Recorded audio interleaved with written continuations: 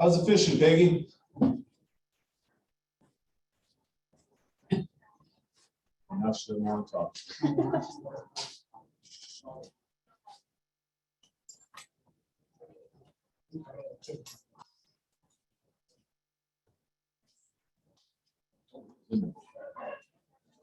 All right, guys, it's 6 o'clock. Let's call this meeting to order. We stand and say the Pledge of Allegiance. I pledge allegiance to the flag of the United States of America, republic for which it stands, a nation. one nation, under God, indivisible, with liberty and justice for all. Hard to yeah, it kind of was. Yeah, me too. All right, do we have a motion to approve the agenda?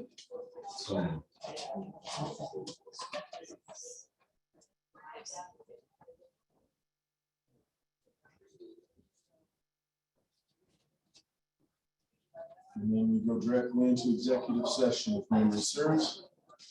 We will be in executive session for, I think you said 30 minutes. Is that correct? All right. You got it. And you got to send the RCW. Oh, I don't have it. Does anybody have it? Oh, that's right. I got it. All right. The RCW is Wait, 42. Matt, can you hear us? Yeah, I can hear you. Thank you. Okay, the RCW is 42.3.110, 1G, and 42.30.110, Estimated time for the executive session will be 30 minutes. We're going in at 6:01. Grab your position back here first.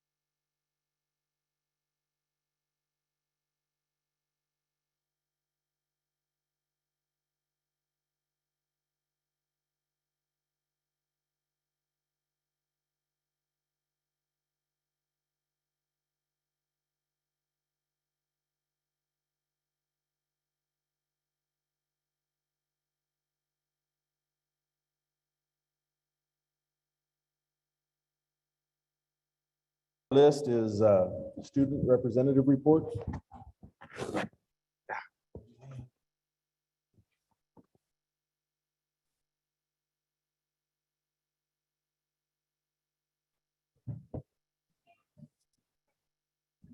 Hello. I'd just like to take a moment to say thank you to the people who decided to show up today. It gets pretty lonely up here, so I'm glad you guys are here to keep us company.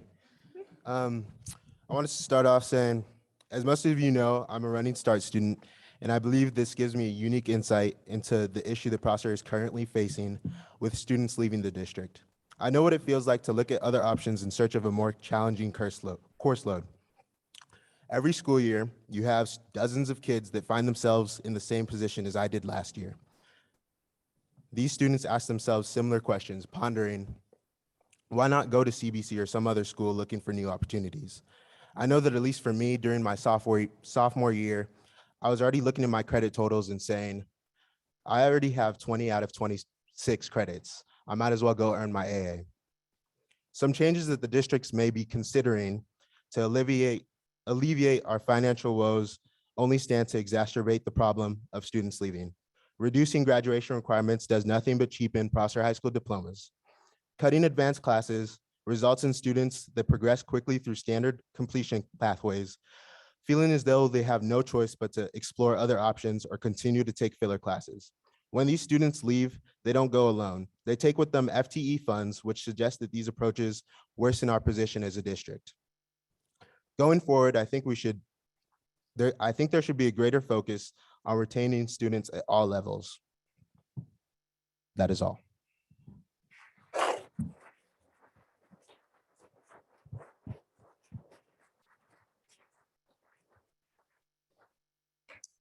I want to thank everyone for being here today. Like Zeke said, it does get a little bit lonely up here. My message today is a little long, but it's for our board of directors and our superintendent that couldn't be here tonight, but is on our Zoom call. As a student athlete at Prosser High School, I have witnessed over the past 4 years the amount of work the athletic department has done and the hours they've worked, the new skills required to navigate student athletics and activities through COVID.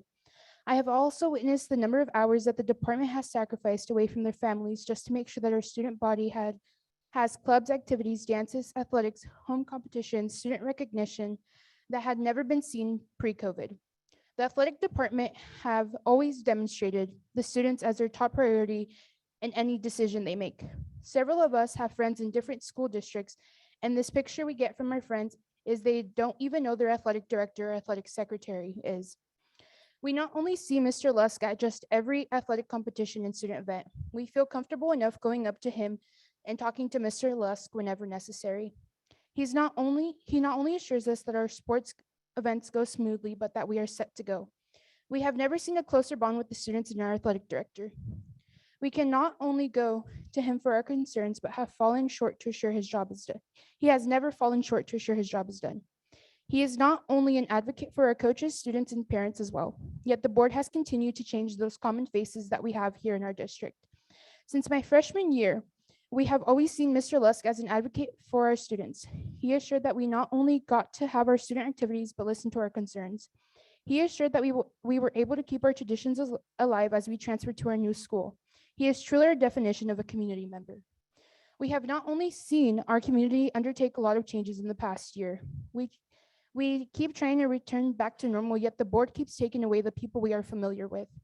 He assured me that my last year of Prosser Athletics was going to be one to remember, and I thank him for that. We have never or don't see the bond with our superintendent or any of our students we have here at Prosser High School. We see our superintendent get a 38% increase when people in our community are losing their jobs. Yet he continues to fall short of not only his job, but his involvement in our community. He falls short from being part of our community, yet preaches as if he is. To me, this current superintendent does not deserve this raise. I would like to thank Mr. Lusk for his time and dedication he has spent towards Prosser Athletics in our community. His work and dedication to our school will always be remembered. It's sad to see him go. Prosser will feel and see a huge hit without his presence. Prosser will never be the same without him or our community. Thank you for everything, Mr. Lusk.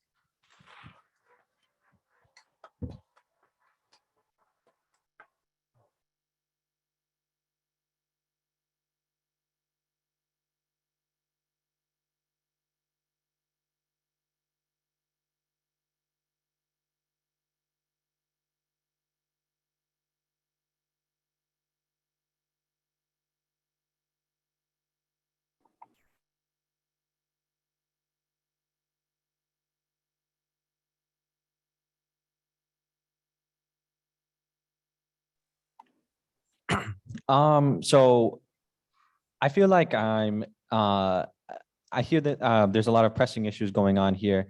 And for me personally, I just don't feel like I'm informed enough to make really a grand statement of my own. I feel like most of what I've heard about the decisions being made or decisions going to be made are just from what I hear from other students or from other teachers. And so I think for me, I would like to hear more on why these decisions are being made and what are the like the reasons for it, what are the cons and pros, et cetera. Because I just feel like I'm uninformed right now, and I would really like to learn more about the decisions being made. So I hope to learn that as this meeting progresses. So I think I'll be saving my comments once I'm a bit more educated.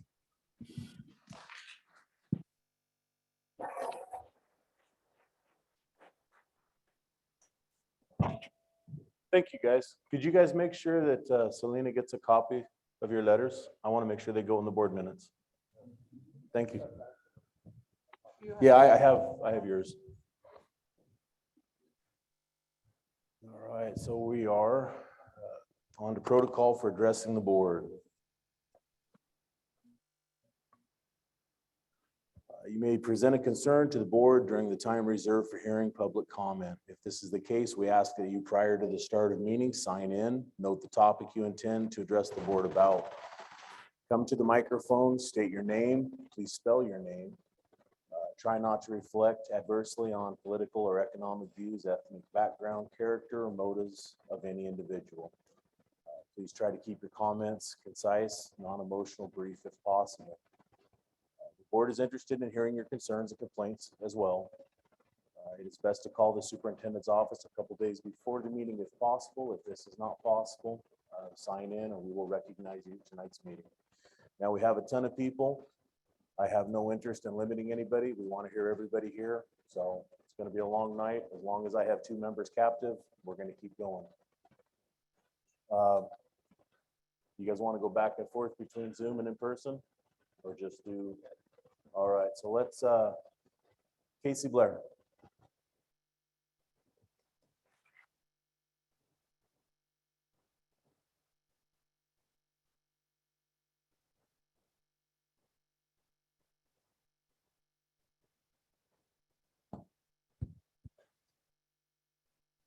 I want to start off by telling the student representatives what a great job that you did. That's not an easy thing to do. I also want to disclose that I took a personal day today for a family out-of-state event, and I am leaving as soon as I'm done. My mom and kids are waiting in the car. So this is important though. Prosser School Board of Directors and Mr. Ellis, thank you so much for the opportunity to speak this evening and for the work you put in for the community of Prosser and the students in our district. I am here this evening representing myself as a citizen of this community, a parent, and an educator. My thoughts are not those of the Prosser School District, nor the staff at PHS. I do, however, support the upcoming presentation that will be made by my colleague, Kim Hoy. Over the trials and challenges of the last few years, I have trusted you, our elected representatives, to make decisions based off what is best for the children in our district. I realize there are tough decisions to be made, and thus have trusted you to make those decisions. In the last week, there have been a few items brought to light that are too important to stay silent on. I hope you can help me understand what is going on. Number 1, reduction in graduation credits from 26 to 24. My colleague will speak more to this, but my question is, why was there no stakeholder input into a decision that will have such a big impact on our kids? No stakeholder input that I know of. Please help me understand that. I do not understand that. We are trusted every day with educating our children, with care and safety of every student that comes through that door, yet we had no input on a decision that will significantly impact our building, student achievement, and our school culture. Number 2, our financial crisis. Our wonderful community, these people, just rallied to pass an M&O levy that barely passed. Yet here we are in a financial crisis. I am perplexed and confused as to how we are here. Why all of a sudden are we in this crisis? The students of this district had no part in this crisis, and they are the ones that are directly impacted. How did we let it get to be a crisis? Number 3, if I'm being perfectly honest, I am so disappointed and disgusted to hear that Kevin Lusk's contract was not renewed. Mr. Lusk has worked incredibly hard, especially these last 2 years, as our valued athletic director. He has been a dedicated and loyal employee that exemplifies the Mustang way in all that he does.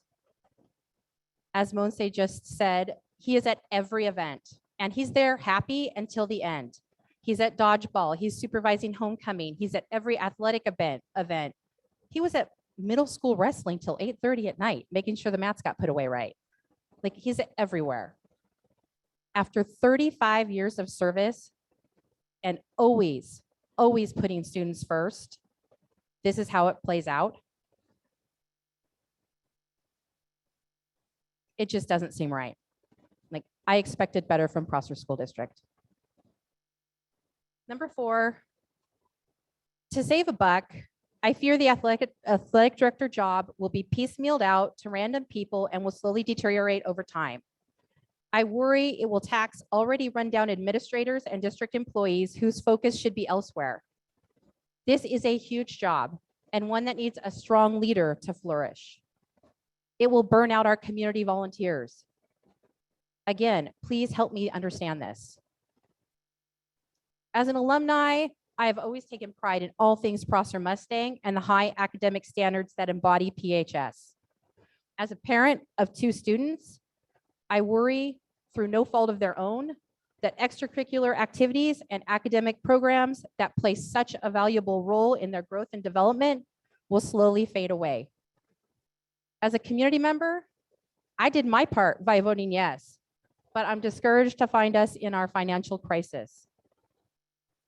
As an educator, I pray that we continue to hold our standards high for all of our students and support them with the diverse programs that support their individual needs. Reducing graduation credits is not the answer. Again, I apologize if this comes out harsh or disrespectful. I know that you are all tasked with tough decisions. My dad served this community on the school board of directors for years. I know the time, effort, and strain this puts on each and every one of you. I also know the strain that it puts on teachers, parents, and students when decisions of this magnitude are made so quickly. This is not a personal attack. There's no political agenda or motivation behind any of my comments. I am simply just really curious as to how we got here and how this can be fixed. So in closing, is this the Mustang way? Thank you very much for your time.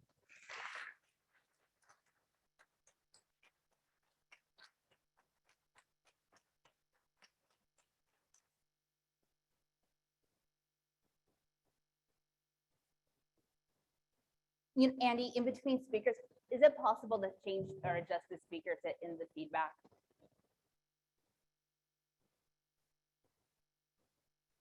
Am I the only one that hears it? Is it in my head? Okay, that's good.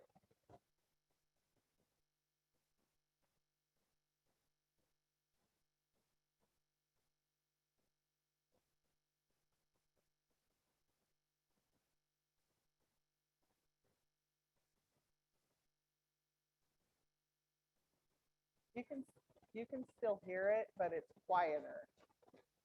Like a helicopter blade going around. But let's keep going, please. So first person on Zoom.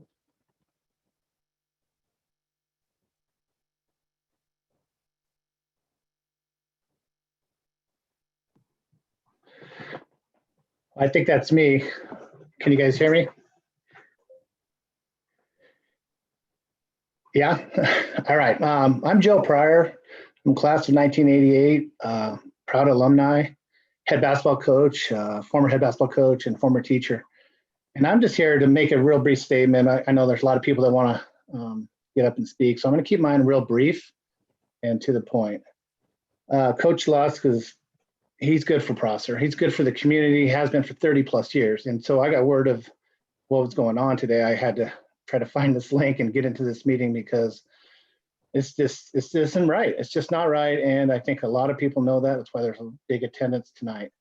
So my point is, if you took a poll of 90 of everybody associated with Kevin Lusk, worked with him, knew him, 99% would give glowing reviews to this man. He's always been a dedicated, professional, did his things with class, was obviously a positive role model for not only me, but for so many people he coached, people that worked for him. It's 99%, I guarantee, would say that he did things the right way, the Mustang way, as Casey eloquently said. So I ask you, Mr. Ellis and the board, why are you guys in that 1%? So I'll leave it at that. And I'm just baffled about what's going on here, and it makes zero sense. Do what's right, and I'll leave it at that. Thank you.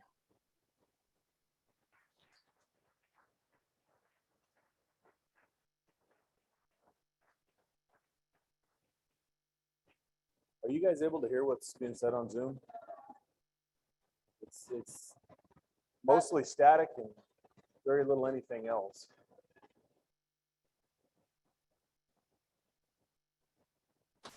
We can hear clearly on Zoom. We can hear that. Still has static, but at least we can hear it. Andy, I can hear clearly on Zoom also. I guess we'll just deal with it. Mr. Adams.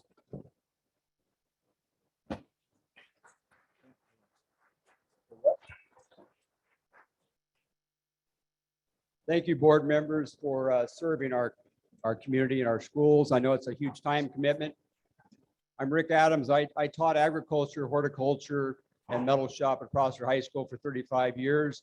I was also a CTE director and served a couple of short stints as interim principal.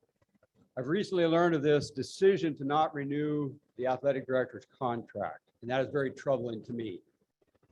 I've known and worked with the athletic director, Kevin Lusk, since 1987. That's 35 years. I had my office door right next to his physical science classroom. I listened to him teach every day. He's a tremendous teacher. He was also a half-time athletic director. Of course, we only had 400 students, or less than 400 students in 1987. We qualified for Class A League at that time. He was a successful boys basketball varsity coach for many years, taking our teams to state tournament in Tacoma. In the 90s, when our enrollment started to climb, the AD position became full-time, and he also had some time for assistant principal duties. Then we went through some Don Young years and controversy. Then we went through the hiring of Kurt Stiltner, and we survived that disastrous 2 years. We were rescued when Dan Scott, an old woodshop teacher, and some others talked George Holmgren into coming out of retirement as a principal, and he came and he commuted between Tacoma and Prosser High School for 4 years. He righted our ship. He saved our bacon. But after 4 years, his wife Patty said, "George, that's enough." And so at that time, Kevin was hired to become the high school principal. And I want to tell you right now, the high school principal is the toughest job in the school district. There are so many things going on. There are irons in the fire all the time. You're dealing with curriculum issues, student behavior, facilities management, staff management, admin meetings, parent conferences, extracurricular activities. One crisis right after another, all day long, every day, all week. I know firsthand, I've sat in that seat. Some decisions you make work out fine. Some aren't so popular. Okay, so the board decided a few years ago to go in another direction. An agreement was made by the school district. Kevin accepted that agreement. And he's embraced his new role as athletic director of this district and done a fantastic job the last couple of years under some really weird circumstances. But this year was pretty typical. His commitment to our student athletes and his work ethic are unparalleled. He's the first one there and the last one to leave, as Casey mentioned. He goes above and beyond to make sure that our Mustang student athletes have the best possible chance to be successful on the field, on the court, or in the classroom. So here we are with this non-renewal situation. If this is a carryover grudge from when he was a principal, then that's wrong, because he's behind that. That's behind him. It's behind us as taxpayers. If it's because of the financial condition of the school district, then that position should only be cut the same amount as any other administrative position. It should be equitable. You can't be giving out pay raises one month and then turn around and non-renew a vital position in our district the next month.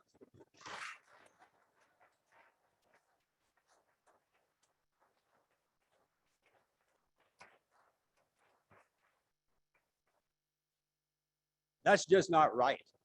As Casey said, that's not the Mustang way. We just very narrowly passed an M&O levy, a maintenance levy, to maintain our crucial programs, not cut them. The voters didn't send in their ballots thinking we were going to cut any vital programs.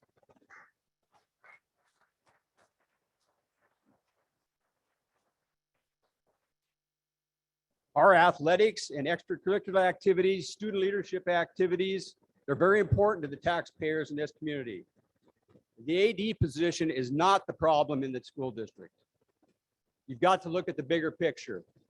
The Prosser School District used to be the magnet school district throughout the valley for decades, not just years, for decades. People wanted to come, they wanted to send their kids to school here. Parents moved here so their kids could go to our schools. Teachers wanted to move here so they could teach in our facilities, and they weren't top-notch facilities like this, that's for sure, but they came here because of the quality of our school programs. You need to find out exactly why so many parents are sending their students to Patterson or Bickleton or Sunnyside Christian or homeschooling or any other online activity that they're using right now. Okay, Craig, I think you can tell us, with all those FTEs, is that close to $1 million a year? Yes, it is. $1 million a year, would that solve our financial crisis real quick? Yes, it would. Why are so many teachers, or why are so many teachers, good teachers, have left the district over the last several years? It's not about the money anymore. The state gave that huge pay raise a few years ago, thank goodness. Took need to feel respected and appreciated. They need to be recognized and rewarded for their commitment and loyalty. I took my pickup down to Hall Chevrolet this morning to get serviced.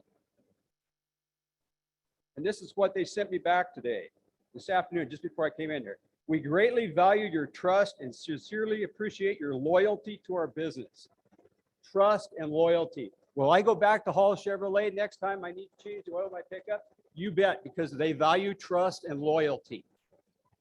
Okay? Board members, tonight you have the opportunity to change the attitude and the direction of the entire school district. You need to demonstrate how valuable 35 years of loyalty and commitment are to our students and our student athletes.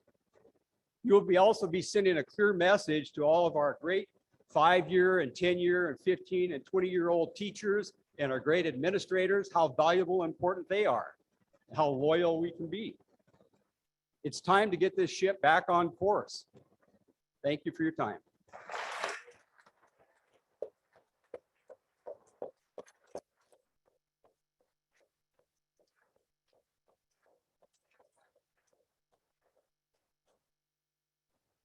Sean, who's next on Zoom?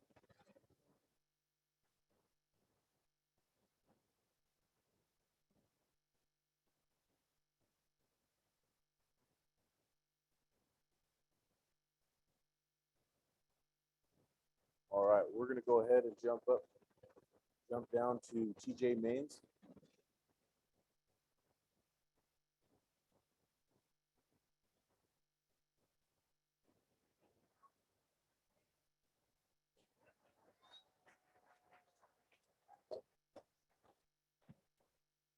All right.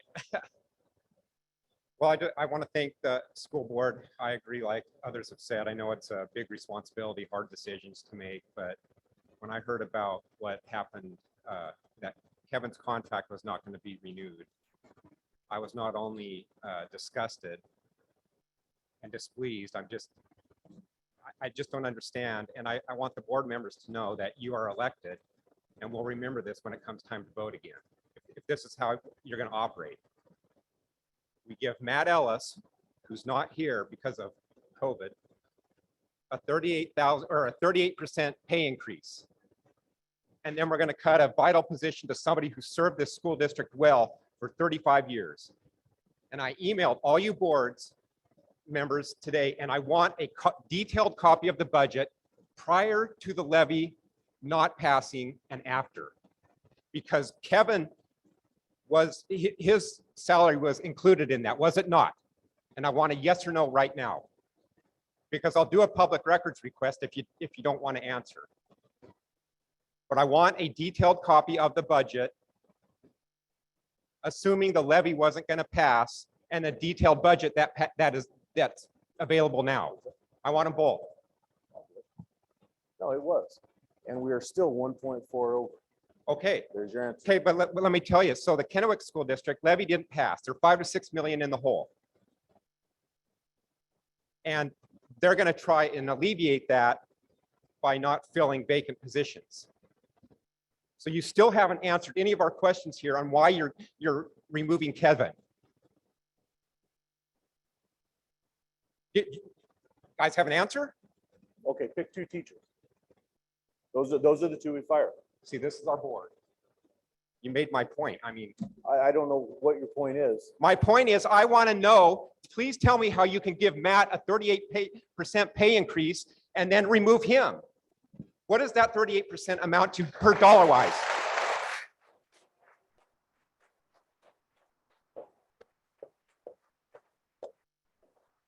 What is the 38% amount to dollar wise? I want it down to the dollar. You guys should know, right, Craig? You don't know this? No, he hired on at less than going rate. He took no raises at all. He hired on knowing what the rate was going to be. That's on him. If I apply for a job and they say the salary is $40,000 a year, and I go and say, you know what, I was making more here, but I chose here, that's on him, is it not? I mean, this is completely disgusting because you guys don't have an answer, except this just kind of duck and dodge. And so what is the dollar amount? You guys don't know what the dollar amount was? You just said, let's 36% sounds good. God, I picked the wrong profession to be in then. I wasn't on the board. That happened last May. His salary in May, his first contract was 142,000, maybe 148, and then the increase was to 192. So I believe it was $48,000. Wow. Okay, so okay. So that's what I think a lot of us want to know is explain that.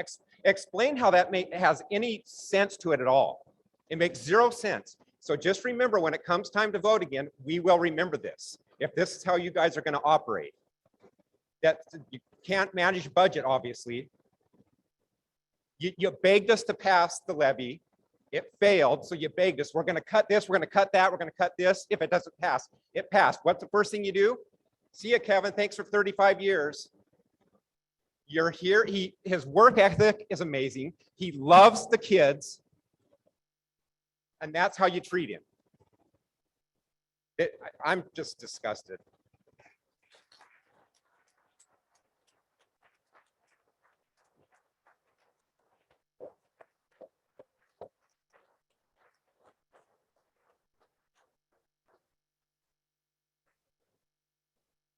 Do you have anybody lined up on Zoom?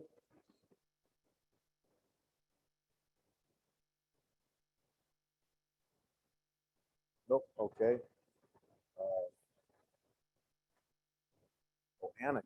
Annika Schroeder.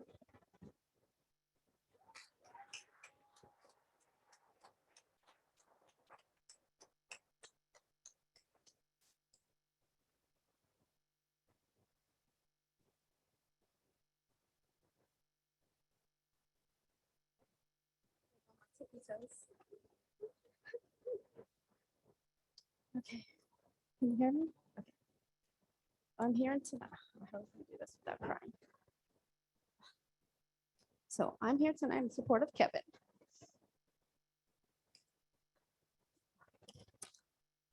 It's been brought to our attention that the district will not be.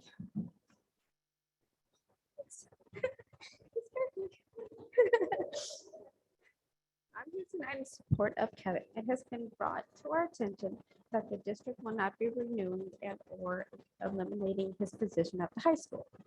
My understanding is that this is due to the $8 million or $1.4 million deficit that the district is facing. I have a few questions and concerns with this.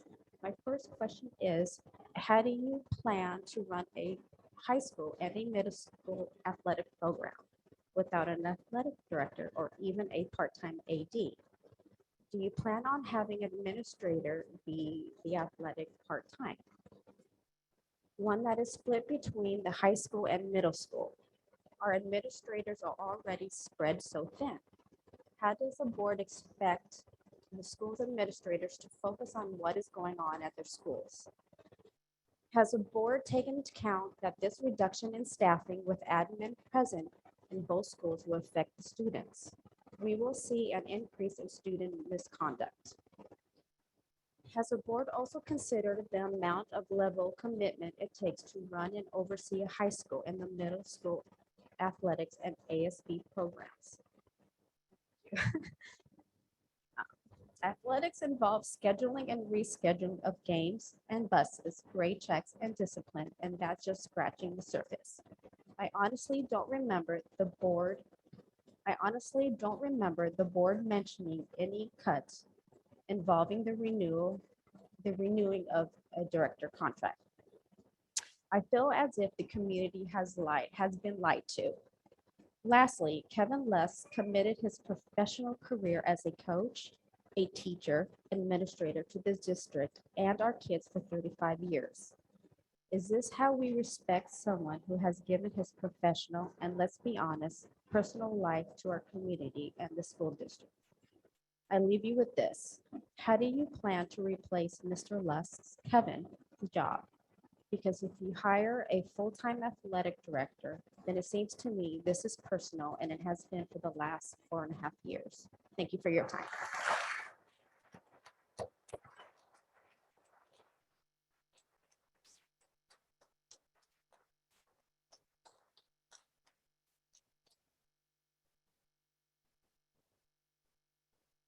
Faulkner.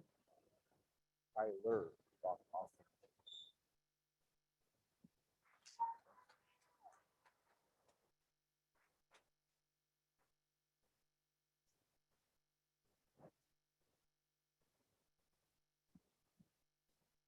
Good evening. I am here speaking on behalf of the Prosser Coaches Association, which is one of the largest unions representing members here in the Prosser School District. Prosser School District's decision to not have a dedicated athletic and activities administrator for their sports programs and ASB clubs will have a massive negative impact on students, coaches, programs, district, and community. The adverse impact will be long-lasting and will forever change the landscape of Prosser athletics and our ASB. Consider that Prosser will be the only two-way school in the entire state that has neglected their athletic programs without an administrator.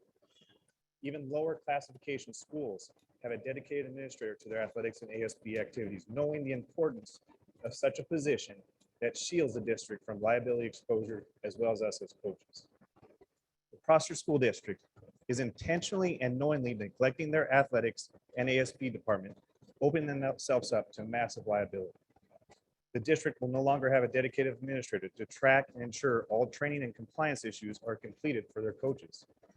Medical clearance of student athletes being completed and adhered to will go by the wayside.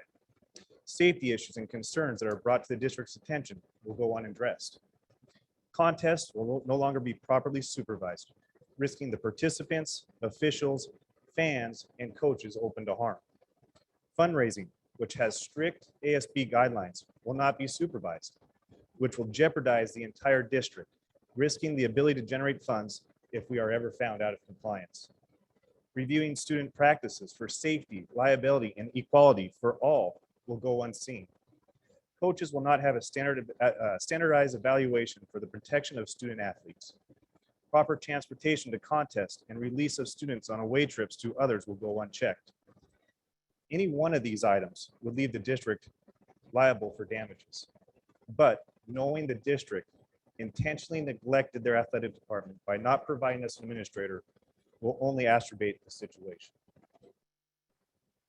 If the district is no longer concerned with their obligation to properly supervise their athletic programs, consider the need for scheduling sports meetings, practices, contests, uniforms, safety equipment, contest volunteers, game officials, game management, non-league schedules, equipment purchases, grade checks, program awards, college athlete commits, maintenance of school athletic records, tracking and recording coaches' training requirements, and other certifications, just to name the bare minimum.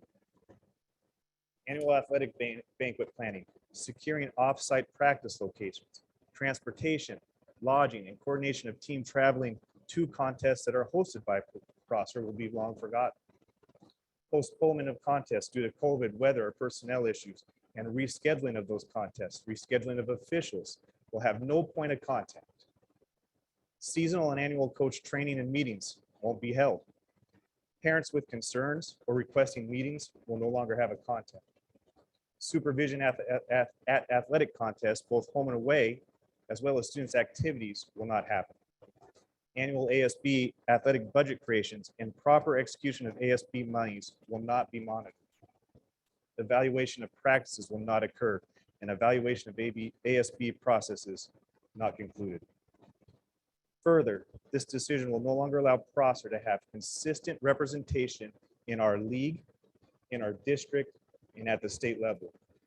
Where meetings are held, decisions are made, authority to address rules in the league are determined, conduct and standards are discussed, league schedules are created, postseason schedules and venues are made, ruling on player eligibilities, and not only for Prosser, but other league schools are settled.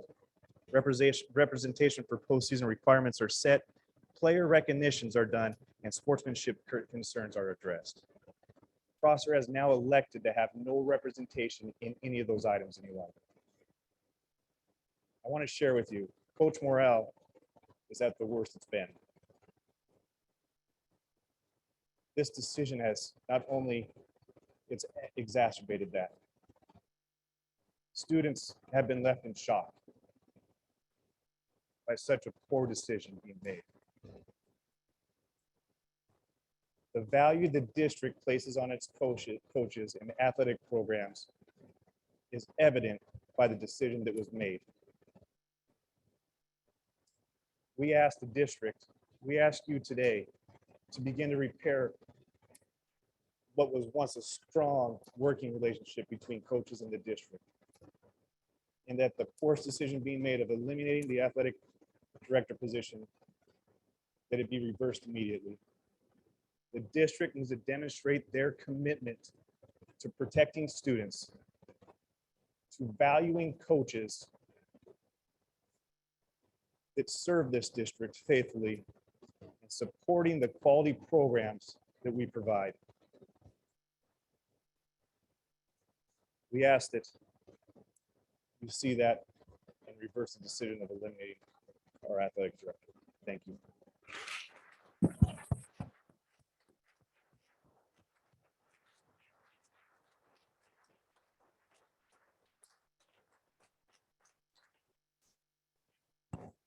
Rachel Wiley.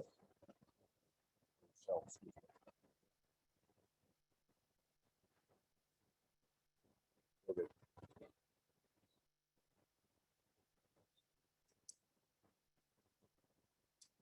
I'm Rochelle Wiley, lifelong Prosser resident, graduate of class of '89, parent of 3 graduates, parent of a 5th grader, teacher at Keene Riverview, volunteer coach. But today I come before you as president of the Prosser Booster Club. We, the Prosser Booster Club, write this letter to express our outrage over the elimination of the district's athletic director.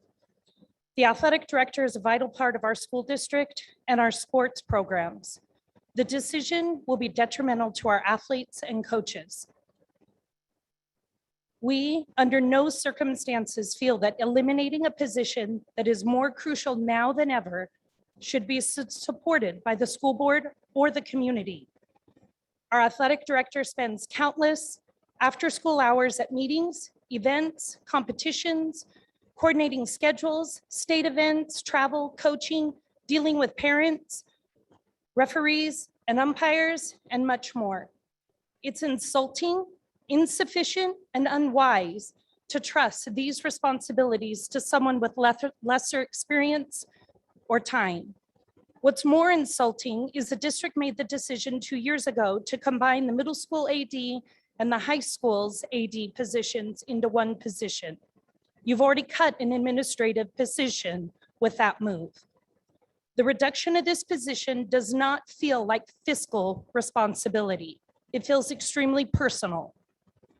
I challenge you to find a district of our size with the caliber of sports programs Prosser has that does not have an athletic director.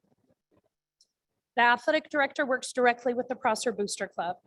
The purpose of the Booster Club is to provide support to the athletes and the athletic programs of Prosser High School outside of ASB funds. We fundraise in the community to fill in the gaps.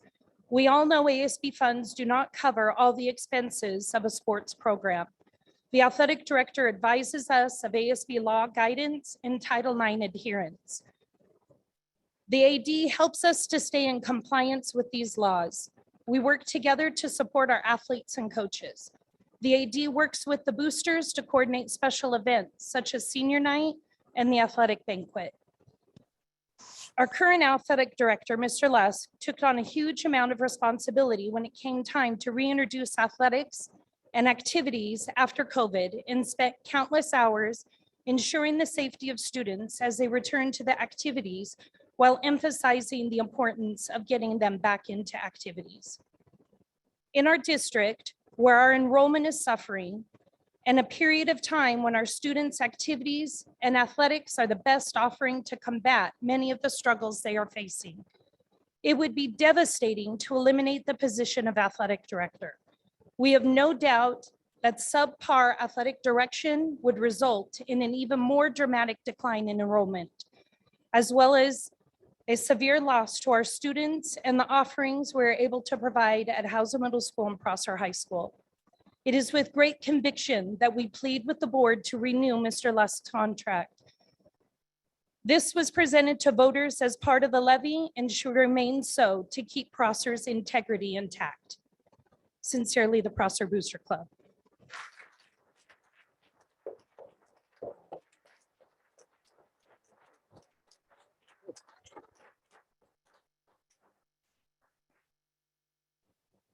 Ferguson.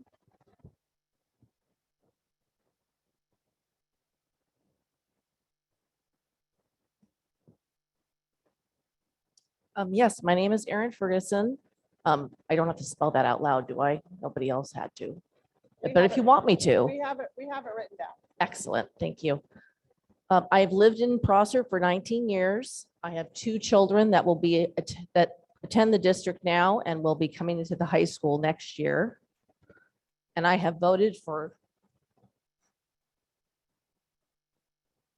every levy and every time the bond was requested, all 4 times in my 19 years living here, because that's how much I believe the school is a heart of a community.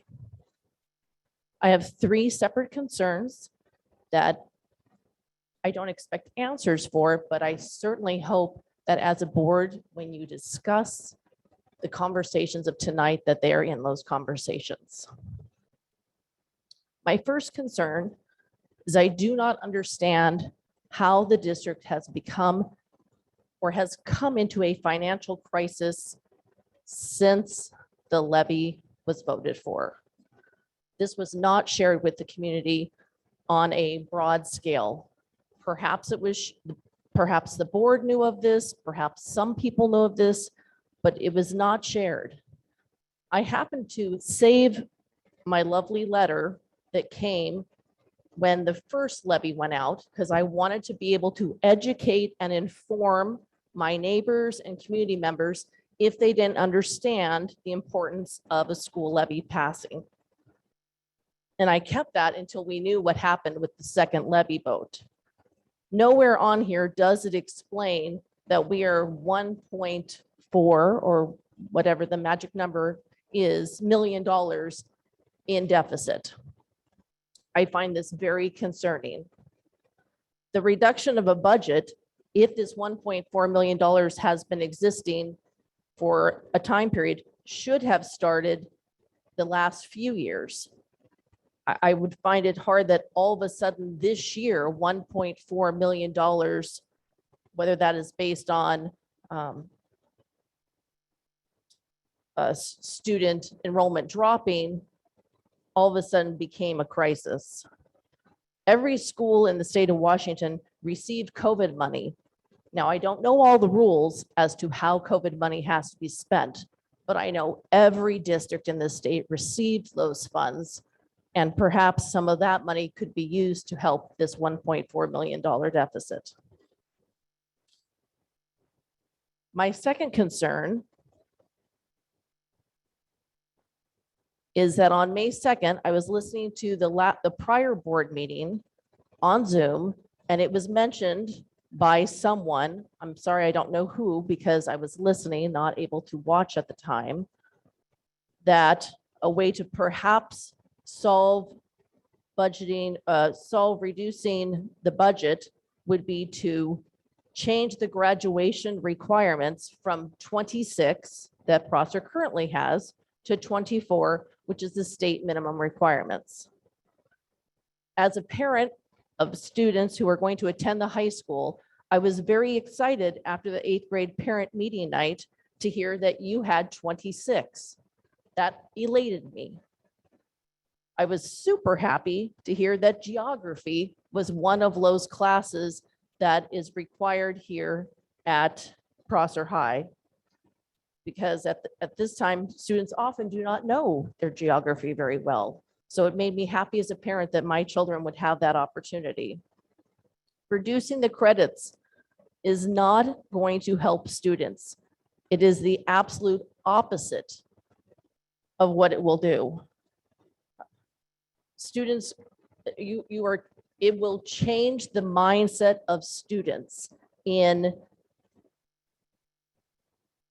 the attitude of the importance of passing their classes and being successful at every opportunity of every class in a trimester.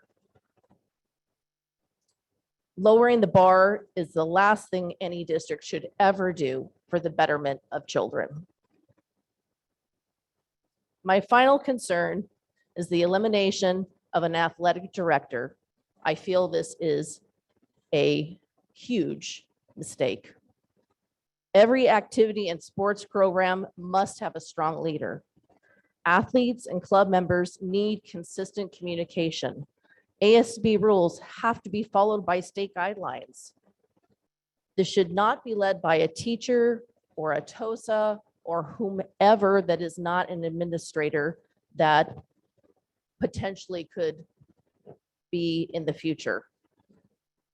The soul of a community is the school. And the activities and athletics is a huge part of that soul. This would hurt our community, but more importantly, would hurt our children's school experience. And as a teacher and a parent, that is the last thing you ever want to have happen to your community. Thank you very much.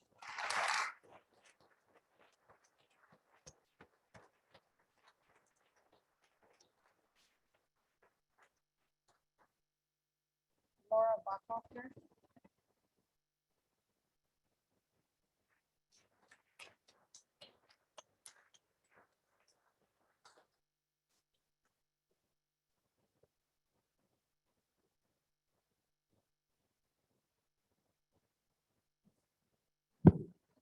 Yeah, I'm going to just, okay. So I had to write this several times to keep as much emotion out of it as I could. But my name is Laura Bachhoffner, and I'm here today as the ASB and Athletic Secretary at Prosser High School. I have worked in my position for five years. In those 5 years, I've had to work with 3 different athletic directors. The first athletic director I worked with left because the district's pay level is unreasonable compared to schools in our league for that position. The second director I worked for was moved into the principal position when Kevin was unfairly removed from his principal position and his administrator status taken away from him. Kevin is the third athletic director I have worked with, and I feel beyond lucky to have such an individual as experienced in both athletics and ASB. I feel even luckier to know an individual that I work with shares the same compassion and dedication to the students as I do. Kevin has spent countless hours learning and executing just the athletic SOPs, standards of operation, and navigating through the ever-changing COVID regulations we've seen over the last few years. Learning and executing the new House bill regulations and state reporting required with it. The postponing and rescheduling of events and transportation due to COVID, rain, smoke. Tracking and recognizing the student athletes for their individual efforts and accomplishments, as well as their team accomplishments. Attending the majority of all athletic and student events. And Kevin spent hours just going over rules and regulations from the Benton Franklin County Health Department to find ways to ensure that our kids had events to attend this year. Kids had their first assembly this year in 2 years. We have our junior class was able to attend their first dance in 2 years. Was it a nasty one in the winter outside? Yes, but we made sure it happened and it was highly attended by the students. Kevin will put kids aside to encourage their post-high school plans or pull them aside to give them a boost if he's heard they had a bad day. The district has an experienced and dedicated athletic director. To expect a teacher or other staff member to learn and implement the work of a full-time athletic director is not realistic. There are weekly and monthly meetings to attend off-site. There has to be supervision at athletic competitions, both at home and away. Learning and ensuring that all ASB laws are followed within the school. Weekly ASB meetings, review and approval of purchase orders, review and assurance of safety of the athletic site of our competitions, setting up interviews and hiring of coaches and contest staff. I could go on. You've heard several people here today mention more than what I have. Before I finish, I just was writing some notes while I was sitting up there. If you want numbers, we have several first-time senior athletes because of the recognition some of these kids are getting and because of the good things that they see the athletic and ASB department doing. You want to talk some money? I'd like you to just take count of how many senior athletes and their FTEs that come with them you'd be losing if we have no athletics or if you lower the credit standards. These kids who are athletes have to be full-time students in order to participate. The students that I know that aren't athletes will willingly choose to take one class a day because it was a requirement for graduation and not come the rest of the school day because there's nothing for them to do at school. In light of everything I've shared with you tonight, it's my sincere hope that you renew Kevin's contract. It is what is best for the school students, athletes, the district, and our community. Thank you.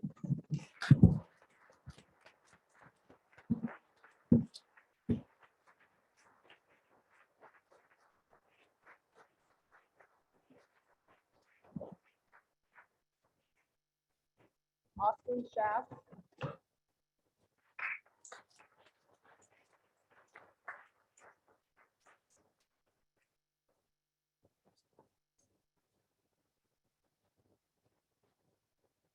So my speech is not as long as the other ones, but I just had some things to say. As a student of Prosser High School, we often hear, "Let's show them what being a Mustang means." My name is Austin Shab. I'm a two-sport varsity athlete, and I'm a part of several extracurriculars. And my experience within ASB and athletics has shown me that our school district does not support these programs as much as they say they do. However, Mr. Lusk does. Kevin Lusk has supported and cared for the students and staff within the Prosser School District. I asked my classmates today, how has Mr. Lusk impacted your experience at PHS? And these are the responses that I got back. Mr. Lusk helped me through losing a close friend and reminded me that no matter how much I wanted to quit the sport that I loved, to persevere and remember to always give my all, because that's what my friend would have wanted. Another student said, Lusk is the only person at this school who would check in with me and just ask how I'm doing mentally. He really listens to the students. I'm one of the girls' basketball managers and have witnessed firsthand Lusk assisting with COVID tests, setting up and tearing down for all the home sporting events, and always making sure everyone had exactly what they needed, including myself when Mr. Lusk went on a hunt for an orange pen so I could do book for a basketball game because I lost mine. You're all probably thinking, why is an orange pen important? In reality, it's not. I could have easily used a different pen because they all write the same. But Mr. Lusk knew that it meant something to me. That's Mr. Lusk, someone who knows that it's the trivial things that to most people mean nothing are what can make a difference in people's everyday lives. And he is willing to go the extra mile to make sure that it happens. At the beginning of my speech, I started with, as students of Prosser High School, we often hear, let's show them what being a Mustang means. To me, a Mustang is someone who is safe, respectful, and protective. This motto was instilled into the staff and students while Kevin Lusk was principal of Prosser High School, and he made sure that everyone abided by it. Mr. Lusk exemplifies the definition of being a Mustang, and we will follow in his footsteps. Thank you.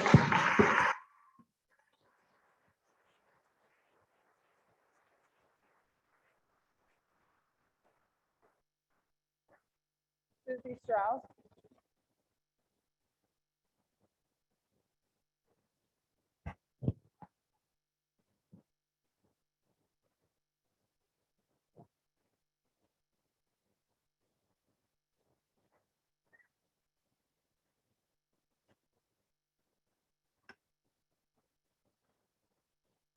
This is mostly to address the school board.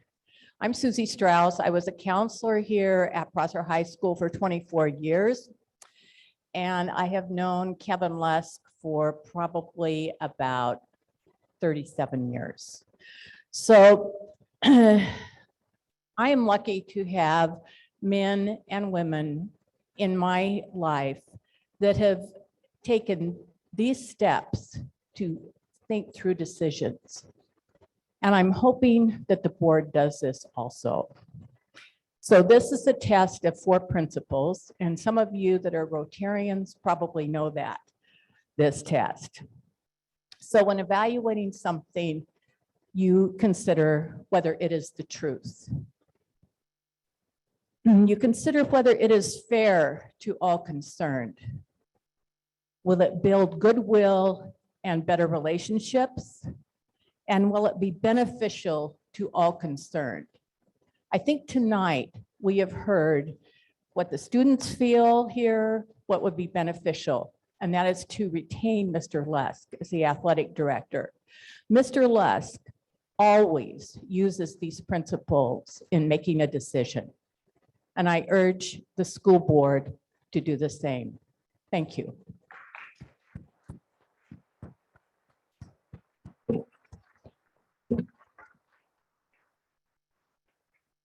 Dan Donaldson.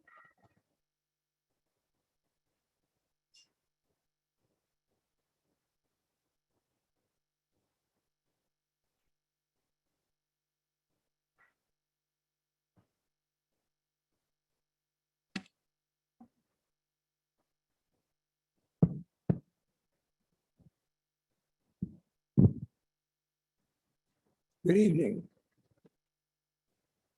I feel like you should say ready, Russell.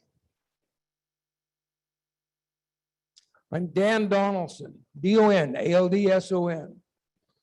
I taught for 40 years, middle school through collegiate level. I taught 30 years in the Prosser School District, mostly at the high school. I coach wrestling, I coach football.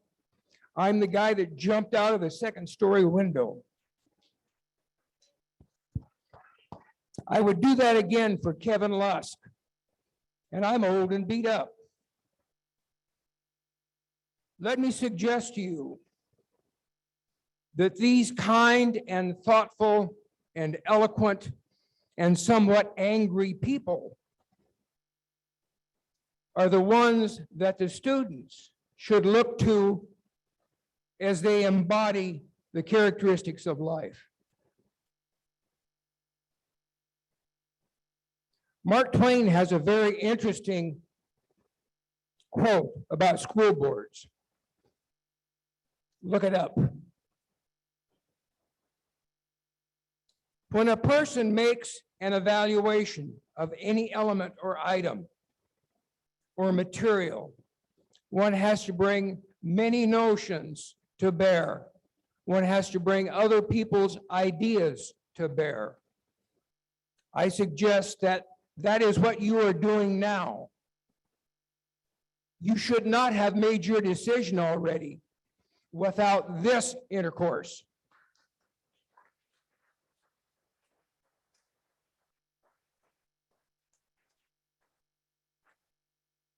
Because I will tell you outright, your phones will be ringing off the hook, your emails will be full, and your mailboxes will be stuffed.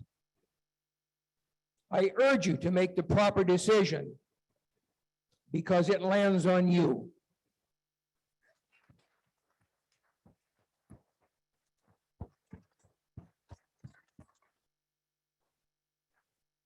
Erica Hartlett.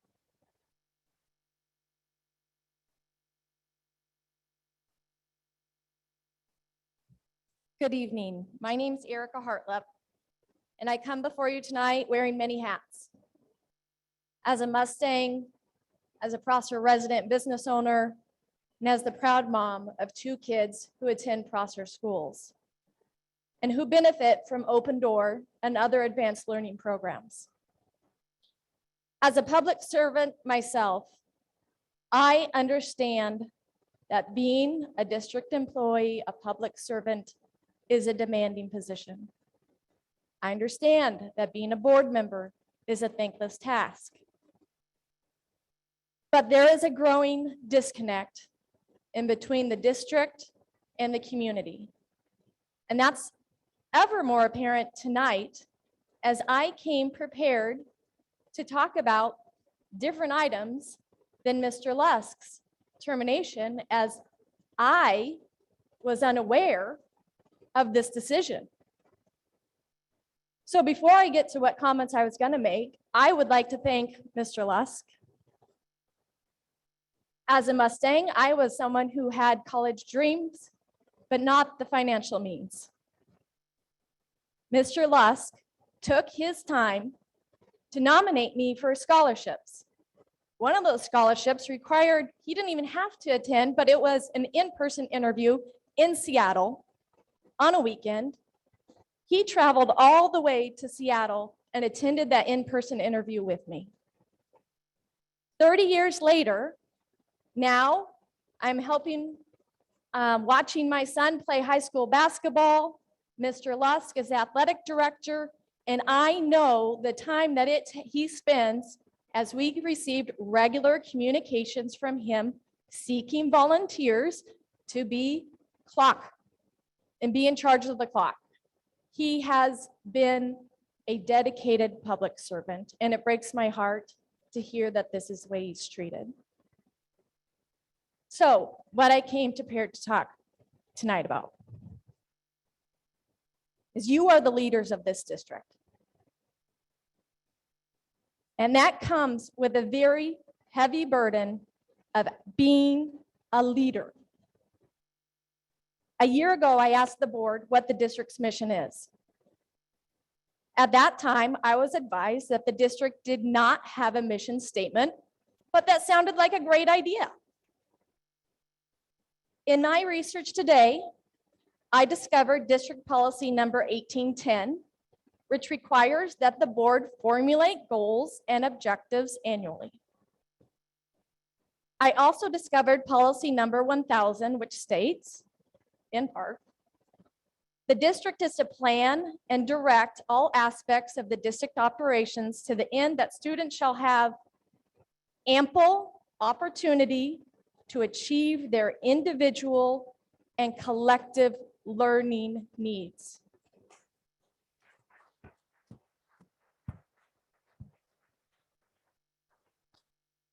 And it continues, its primary goal is to provide each child with the necessary skills and attitudes commensurate with his or her ability to become an effective citizen.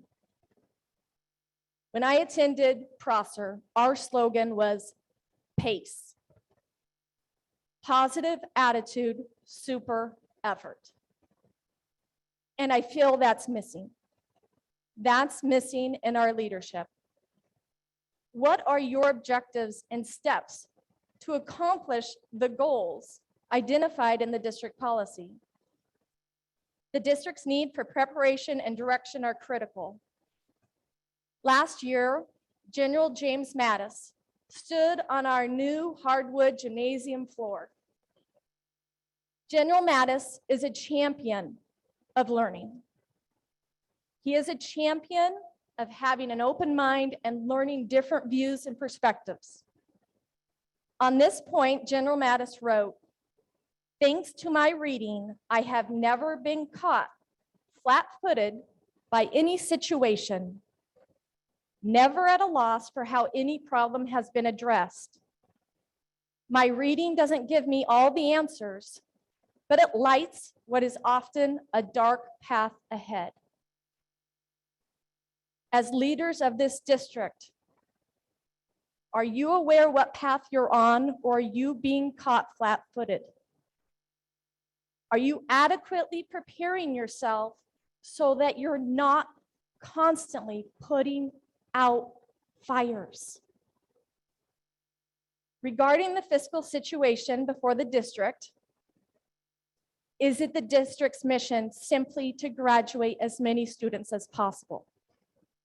That was not in the policy that I read. Is lowering the graduation requirement consistent with the policy 1000's directive to provide each child with the necessary skills and attitudes to become effective citizens and provide ample opportunity to achieve their individual and collective learning needs? Shouldn't we develop a love of learning? Shouldn't we generate a source of pride in our students, our teachers, and our community? If so, that love of learning has to be supported by our leaders, by our district. If you wonder where FTE dollars go, you will find consistently that this love of learning is being pursued by the other districts and avenues. Shouldn't our teachers, who were hired with the understanding that they are capable teachers, be able to teach and guide their students? Our teachers are wonderful. But if they're not qualified to develop lesson plans and coordinate multi-year goals and teaching strategies, then the answer shouldn't be for the district to use our funds to hire consultants and teaching coaches. Our money should be kept in this district. Frankly, our great teachers are paid a salary in order to develop curriculum and steer and implement that curriculum, not only that year, but in years to come. And I have no doubt that the quality of our teachers can do just that. We do not need to spend district money hiring consultants and teacher coaches. Policy number 1005 provides that the board is to set high instructional and learning goals for staff and students, and nurture a climate conducive to continuous improvement for our teachers. Let's trust our teachers. Let our teachers do their jobs. Finally, what policy 1005 provides that the board is to keep the public informed about programs and progress. Today is a perfect example that that policy was not followed. I appreciate the district's consideration of my comments, and I really welcome you to reach out to me if you have any follow-up or feedback or you'd like assistance. Thank you for your time.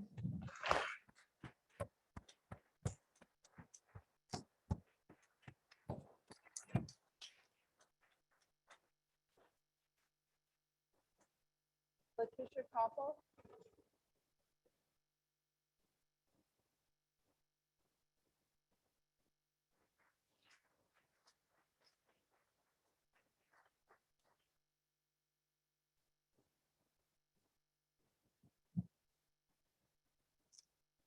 Can you hear me? Mr. Ellis and school board members, I am writing first as a parent, second as a taxpayer, and lastly as an employee. I am beyond disappointed once again in this district and its decision to cut Kevin Lusk's position as the athletic director. District of our size cannot operate without an athletic director, nor is this normal practice. The position of an AD is a thankless one, which requires an enormous amount of hours that go unrecognized and uncompensated. He is the first one at work and the last one to leave any event, whether it be an athletic or school event. If you've ever been to a football, basketball, volleyball game, or attended one of our 20+ sports or activities here at PHS, you can thank Kevin. The time and effort that go into preparation for any kind of event is immeasurable. He has worked for this district for 35 years as a teacher, administrator, coach, and athletic director. You will not find anyone else in this district who was more committed and dedicated to the students and staff of PHS and the Prosser School District. He has had to endure hardships throughout his career, and he has always remained positive, steadfast, and professional. He is the definition of class. Kevin is the reason I came to this district 15 years ago, and someone I have the utmost respect for as my teacher, boss, and as a good human being. So I ask you, Mr. Ellis and board members, what are the district's priorities and how does this cut benefit the students and staff of the district? If the district is in a financial emergency, what other measures have been explored or discussed and with whom? Cutting Kevin Lusk is detrimental to Prosser. I ask that you reconsider your decision and do the decent thing. Support the students and community you were hired to support. Thank you.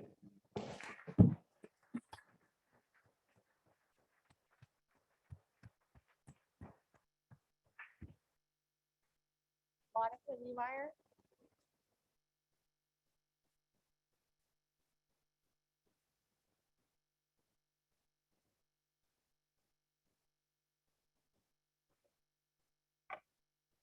Hello, everyone. And really quick, I just want to say, Deanna Flores, thank you for saying my last name correctly.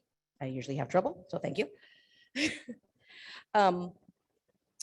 So I know there's been a lot of emotion and support over the removal of Kevin Lusk, and I am right there with everyone. I truly am. But we honestly have to realize this is not the issue. Kevin is not the issue. It is much larger than him. This is a result of the circumstances and decisions made by Mr. Ellis and the board, current and past, that have got us here today. Mr. Ellis came on with PSD for, I think, the 2018-29 school year, I think. And in that 4 years' time, he has received a 34.9 increase in pay. And during that time, we were seeing a steady decline in student enrollment. And I guess the decline was only going to get worse before it got better due to COVID. So why then such a large increase for just one person? What goals or milestones did Mr. Ellis achieve that made the board feel such a large investment in him would provide the district a healthy return? How was that amount decided? In regards to the raise itself, it is my understanding it was approved out of the norm, being done by consent agenda. I believe that was around May of 2021. This $50,000 a year raise provides Mr. Ellis with a total salary of right around $192,000, plus his car, plus his cell, plus medical for his whole family, and would still receive supplemental pay. If I am wrong on any of those points, I do apologize and would love clarification. I understand it wouldn't be now. But once again, this is a pay raise of 34.49% in a 4 years' time. Have we even invested in that much in these kids? In their sports? In their extracurricular? Now, so a fun fact on consent agenda.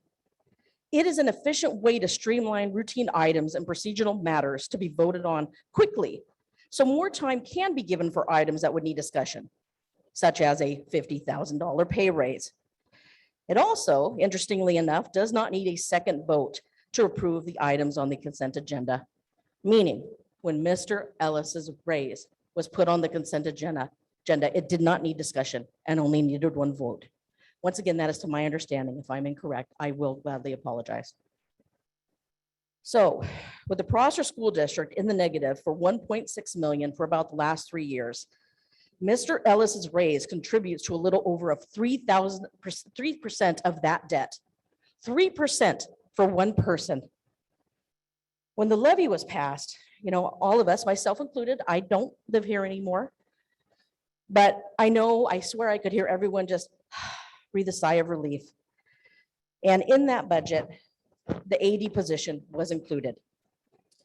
Then a couple of weeks ago, the board granted Mr. Ellis full authority via an emergency resolution, letting him make decisions without board approval. My question on these decisions, leading up to this time, did Mr. Ellis present the board with suggestions or recommendations to address the enrollment decline? Did the board ask if he had any ideas? Did they ask him what plan he was going to take before they let him have full control? Then the AD position was removed, and Kevin is to be gone.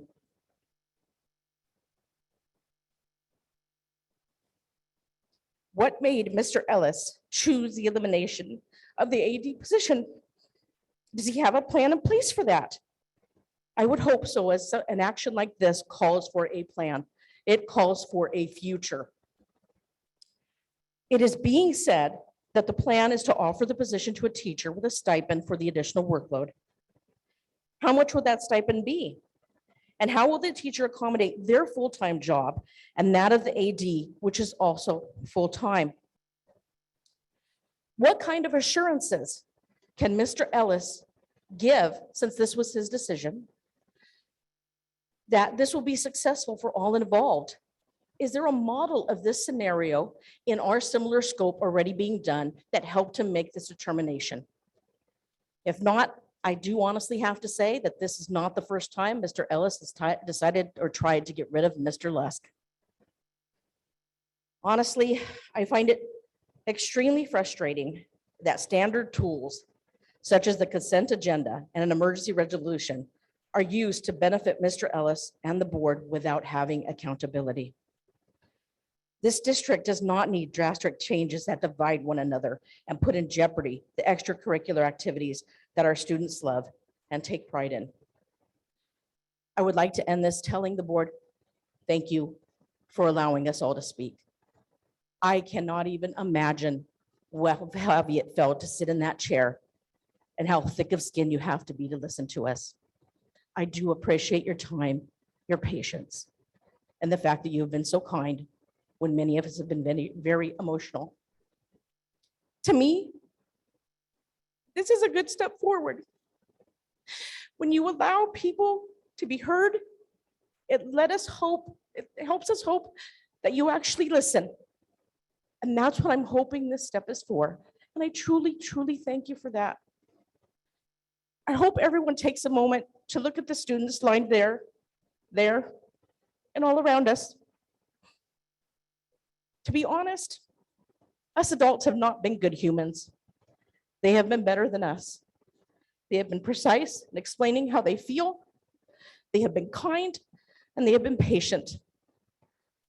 They are putting such passion and dedication into what it takes to be a Mustang.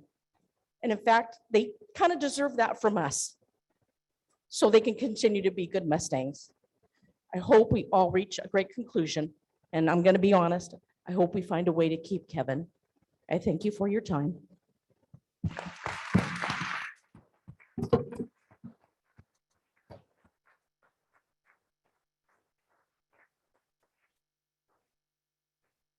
Danica Campos.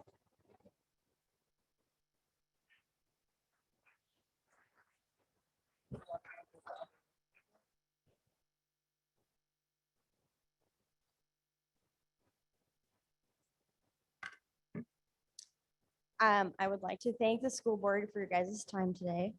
My name is Danica Campos, and I was born and raised Prosser and graduated class of 2013. Obviously, I'm a former student, also an athlete at Prosser High School. Mr. Lusk is someone who has been at PHS longer, not to make you sound old, than I've been around, and is someone that I continuously look up to. Having him as a principal in high school was about as fun as it sounds. Also, just again, kidding. But jokes aside, he has taken his newly appointed position as athletic director better than most could have hoped. He used to announce many sporting events during my high school duration and went as far as adding nicknames to some of the students, including myself, some nicknames that are still used to this day. Or maybe that's just me. But he's a natural leader in any position, and his passion for athletics is something he has carried into the atmosphere of PHS long before his current role. The thought of eliminating an important position such as this affects the community, the staff, but most importantly, the students. And those students in athletics, which have been a longstanding pride of this small town that we love. Excuse me. I hope you reconsider the impact the loss of this position would be. Without an athletic director, the school district will be losing a positive influence and a role model in these students' lives, past and present.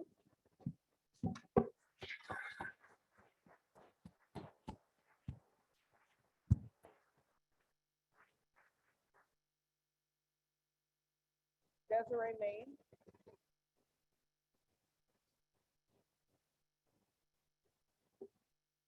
I just want to say, as adults, we teach children that when you make a mistake and you realize it later, you say, gosh, I'm really sorry. Maybe I didn't think through it, or I should have asked around for some wisdom and counsel. And I think that this is a perfect opportunity for the leaders of our school district to say, you know what? I think we made a mistake. It's not wise to make such a large decision to get rid of a vital person and position. And we're going to rethink this, and we're going to make it right. I think that that is a wonderful thing that we can teach our kids. And when they see it from adults who have a lot of power like you do, and Mr. Ellis does, it speaks volumes. I think if we've ever experienced adults who have apologized to us as children, that sticks with us. And I think that this is the time, after hearing things and having time to think through this decision, that you can make this right. You can say, gosh, I'm sorry. We didn't think through this fully. And there are other ways to solve this financial issue that don't include cutting sports programs, getting rid of a vital, important person like Mr. Lusk and the position that he holds. And we want to be people who have integrity. And that means that if the school board said, if the levy doesn't pass, we will have to get rid of things. They never said, if the levy passes, we're still getting rid of things. that wasn't said, as other people have explained. And so we do feel like there has been some dishonesty. And I think it's okay to say, you know what, we messed up and we're going to make it right. So I want to encourage you in that, Mr. Ellis and the school board, that I know you've heard a lot of different opinions and experiences and all of that, but I think that this is the time to be leaders who can make it right. Thank you.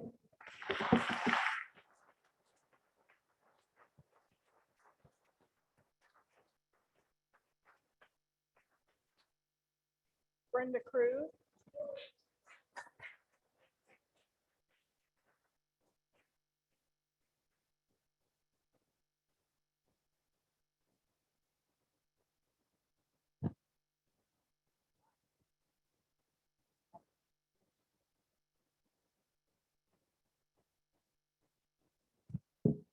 Can you guys hear me okay? Okay. Thanks. Good evening, members of the school board. My name is Brenda Cruz. I'm a senior at Prosser High School. I stand here today with the support of some of my fellow classmates and teachers about the board's decision on not continuing the contract of our athletic director, Kevin Lusk. As a current student at Prosser High School, I think this decision is unnecessary and uncalled for. Mr. Lusk has been employed by this district for 35 years. He's not only someone who sets up for our athletic events, he is someone who devotes himself daily to this job and to the kids here at school. He is someone who drives to every school event, whether it's athletic or not. Sorry. He is also here and makes it his top priority for everything to run smoothly. Lastly, he is someone who the kids look up to, someone I go to personally when I need advice, wisdom, or a good laugh. He's the best. Our students and athletes have had an amazing year. Football, girls swim, boys and girls wrestling, boys and girls basketball, and track have all made it to the state level to compete. The students at PHS have never seen our superintendent at a single school event, whether it was athletic or just a club event. By taking him away, you are taking someone who puts students before anything. I may not be here next year to see it, but I know that Mr. Lusk is a caring human being that has devoted his life to this community and to the school. He deserves to, oh, my bad. Mr. Lusk is always the first one to have our backs. Now it's our turn to have his. Thank you.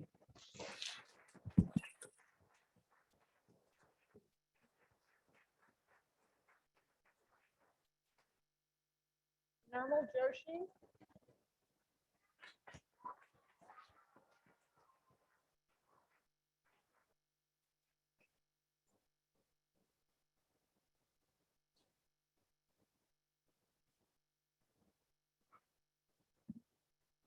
My name is Nirmal Joshi. I'm a social studies teacher at Prosser High School.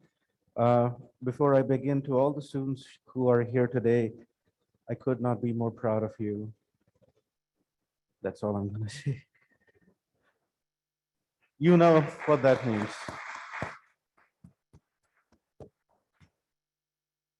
Thank you for giving me the opportunity to address the board. As a social studies teacher, this is the kind of experience of democratic participation that's like the NFL for us. I want to thank you all for all you do as a representative body of our community. As a legislative body, this board makes the important policies that make a Prosser education the best that it can be. We all want what's best for the children of Prosser, and we can have disagreements about that. But it's important that we get to talk about it, because that's what makes this process democratic. So the rush to change graduation requirements at Prosser High School and the decision to redefine what courses are needed without consulting students, parents, or guardians or teachers seems to be an answer in search of a problem. Fiscal responsibility is important. So let's open our books and see how we can tighten our belts. But let's not leave out the people affected by our decisions. I am sure together we can find a way to cut operating costs or even raise funds so that we can get a balanced budget, but also have a more in-depth conversation about what a Prosser education should be, if that is needed. In the past 2 years, we have made great efforts to keep our students on campus for 4 years. We have added new and challenging classes so that they don't have to drive over to the Tri-Cities to take them. Are we going to just throw away that progress in the name of fiscal responsibility? The board has already adopted excellent procedures and policies to constantly examine and revise requirements to see whether the education we provide meets the needs of the children of our community. Why would you put aside all of those best practices? Our feet must be on the ground, but our eyes must be on the horizon. This rushed decision, however, feels like both our eyes and our feet are on the ground, and we don't know where we are heading. Even in investment, the recommendation is to plan for the long term. If we have a fiscal responsibility to balance our budgets, don't we also have a fiduciary responsibility toward the 12-year investment that the parents and guardians in this community make for their children by sending them here? I implore you not to rush to make big changes to what defines a Prosser education without considering how that could affect our community in the long term. Give the people a chance to voice their concerns. Make short-term adjustments in an open and accountable way. If a conversation is needed about how to change our schools to meet the needs of our community, give me and give our community a chance to be part of it. Before I leave, I'd like to share a story with you. This year, I got the chance to be the voice of the Mustangs for a junior high track meet and a boys soccer game.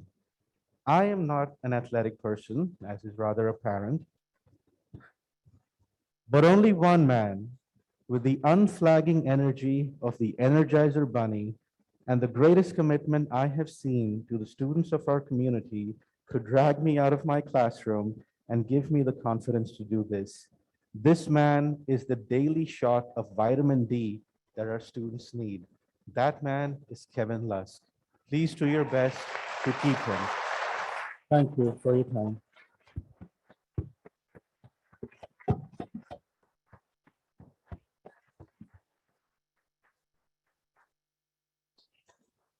Larry Zinger O'Brien.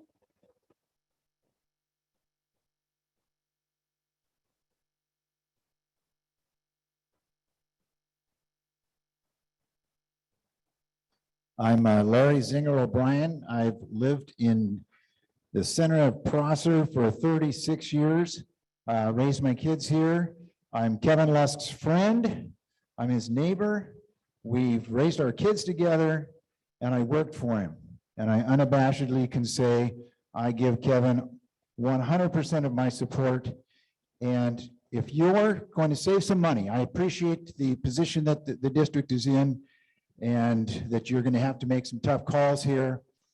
But the thing that just seems ridiculous, it's flabbergasting to me, based on all the things that people have said here today, that if you've got to make a decision about cutting staff, that somehow or other you're going to start with Kevin Lusk. That just is unbelievable to me, and it makes me feel like there may be other factors involved. I would also like to point out, it was mentioned earlier that to make up for one administrative salary, you need to pick two teachers, right? Well, I could pick two teachers myself. I've been retired 7 years, but I could pick the two newest teachers that are the biggest rookies with the least commitment to the community so far, and they know that when they start out. But you don't pick two teachers because you're not going to save one administrative salary. And I think your math will work on this. You're still going to pay people to do those two jobs that Kevin's been doing. You're going to have to pay teachers a couple of 3 periods a day to do those jobs with probably a stipend. And when you add up what it's going to cost you to pay those teachers and those stipends, you're going to get probably well past half of one administrative salary. So we only have to pick one teacher. But a bigger problem that I see is where the district has gone in the past 15 or so years, and it appears to be going downhill. From my experience and from what I hear, we're losing students. People are not loyal to the district. They have issues with the district. And by making this type of a decision on a public level that shows such disloyalty to someone who has dedicated their career to this town, I don't think that story is going to play out well for our community, not only within our community, but in the valley. I don't see how you can recruit teachers and with that story out there. Come to us, but we might get you in the end. I think we need to promote our people, values within the district. That's with our students, obviously, with our teachers, with our parents, our families, our administrators. I think we need to be a place where people know if you come to Prosser, they will take care of you as a person, that they will be loyal to you, that they will respect you and care about you. And lastly, I would also just like to say, I've been retired for 7 years. I think there's a couple of kids down here that I might have subbed for in 5th grade. I'm just happy to see the high school kids out here today. Congratulations.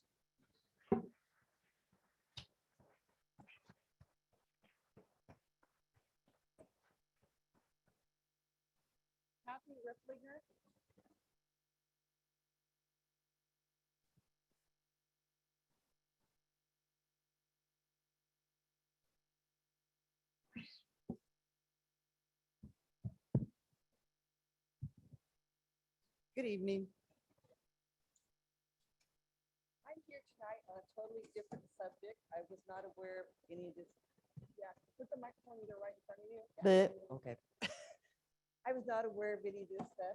I missed the May 11th meeting. I don't want to. But then I went online. I saw that you folks had an executive meeting on the 18th. So I went in and looked at your agenda online and I printed out all your little printouts and stuff about the subjects you were talking about. And there was one that piqued my interest and I disagree with some of it. And I would like to address that tonight. It was your sex ed classes that you had for the littles. By the littles, I'm talking kindergarten, 1st, 2nd, 3rd, 4th graders. And I just don't think we need to go there. And with that in mind, there is a book. It is called The Hiding Place. It was written by Corrie ten Boom. And I would like to read an excerpt from her book that addresses my thoughts exactly on that subject. So if you would indulge, I will read a section of her book. Sex. I was pretty sure it meant whether you were a boy or a girl. And sin made Tanty Jans very angry. But what the two together meant, I could not imagine. And so seated next to my father in the train compartment, I suddenly asked, Father, what is sex sin? He turned to look at me as he always did when answering a question, but to my surprise, he said nothing. At last he stood up, lifted his traveling case from the rack over our heads and set it on the floor. Will you carry it off the train, Corey, he said. I stood up and tugged, but it was full of stuff he just bought that morning. It's too heavy, I said.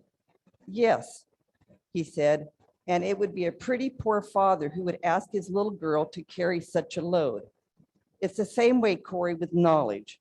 Some knowledge is too heavy for children. When you're older and stronger, you can bear it. For now, you must trust me to carry it for you. And the book's The Hiding Place. So with that in mind, we're asking our children to carry loads that are way too heavy for them. They should not be forced as children to see and feel the world through the lens of adults. Innocence is worth protecting and worth fighting for. We need to do our part as teachers, parents, and caregivers to carry certain things for them until they're old enough to bear the load. Thank you.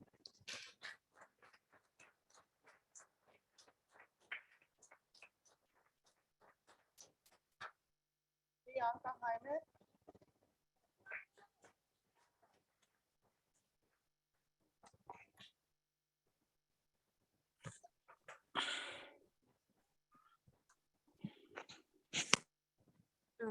I'd like to thank you all for allowing me to speak. And I am speaking on behalf of myself as a student and all of these students here and at the school. During the 2021-2022 school year, students, staff, and numerous members of our community have struggled more than ever. It is apparent to every student, and especially athletes and student leaders, that the administration does not focus on the personal needs that we don't typically bring with us to our extracurriculars. Not a single person can deny that this year has been a struggle. However, Mr. Lusk has shown each student who goes to him that they are more than these struggles. Mr. Lusk has been at Prosser High School for many years and has seen the pits and peaks of student success. He has worked hard to ensure that each one of us has a place at the school, even when we don't feel like we do. The pandemic took everything it could from those students and gave them new struggles, mentally and physically. Sorry. Let me restart. The pandemic took everything it could from those students and gave them new struggles mentally and physically, which would then follow us into our first normal year back. There were many instances where every one of those students needed help and guidance, and when no one would listen or understand, it became harmful to their high school careers. Students have lost their love for many things, so whether or not the school board had our backs was a real test in which they failed. All of this led to a decrease in school participation in every aspect and careless behavior when it came to being a Mustang. Athletes, leaders, and honor roll students who needed serious help transitioning into their normal routine never received the care that they needed. It was the first time many of us have felt neglected and ignored simply because we needed help. By letting go of Mr. Lusk, you would be taking away someone who has gotten us through this time. Mr. Lusk is undoubtedly the main reason so many students decided to push through and continue with their sports, clubs, and academic success. He sees each of us as more than just a student, and he understands that there is more to life than the outside noise that follows us through those main doors. Mr. Lusk goes out of his way to help us. You would be taking away a staff member who goes beyond his normal job to touch the hearts of the students at the school. He made sure that the students who have dedicated themselves to the school keep their love for what they do. He picks us up at our lowest and guides us back to the top when no one would have done the same. To say that Mr. Lusk is needed at this school would be an understatement, and I hope the board will reconsider and keep him here with us.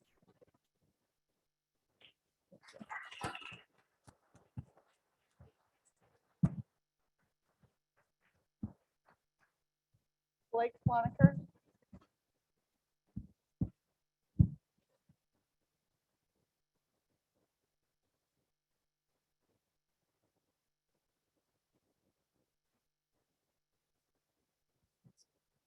Hello, I am Dr. Blake Swaniker, Ted Robertson Chair of Humanities at Gonzaga, or at Heritage University at Gonzaga graduate. I list my credentials because they're relevant to my observations. I want to talk about the perception of high school transcripts from the perspective of the college admissions process. I've served on admissions committees at private universities and large public universities. I've served on admissions committees that are looking at honors program admissions. I've looked at in my time thousands of high school transcripts, making decisions about which students are best positioned to succeed in college. And I'll tell you that the first thing that any admissions committee is looking at is a high school student's transcript. They're not looking at whether they've done the standard routine curriculum. They're looking at how many times they've pushed themselves beyond the baseline expectation. How many advanced classes have they taken? How many enrichment classes have they taken? It's the most important thing that any college admissions process needs to have is a strong transcript. The decision to reduce from 26 to 24 credits sounds soft and unimportant and irrelevant. I'll tell you that those 2 additional credits can make all the difference in whether a student can get into the college that they want to. The decision to decrease that cheapens the Prosser High School transcript from that perspective. I'd like every Prosser High School student in here right now to raise your hand if you plan to go to college. My bet is that those same students would say that that prospect makes them scared, right? They want to know that their high school experience has prepared them for that, and that their high school experience is giving them a leg up in their competition with other students from around the country to get into the colleges that they want to get into. And I will tell you that this decision matters a great deal to a lot of students in the present and in the future, to my own children as well. I'd be happy to talk about college admissions and how that relates to it, because I think that's one thing that I'm not hearing talked about tonight that I think is extremely relevant to a large number of students here tonight. Thank you.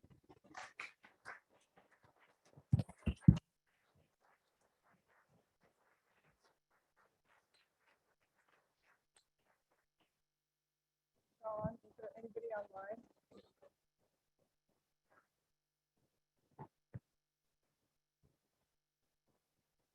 Thank you, everybody.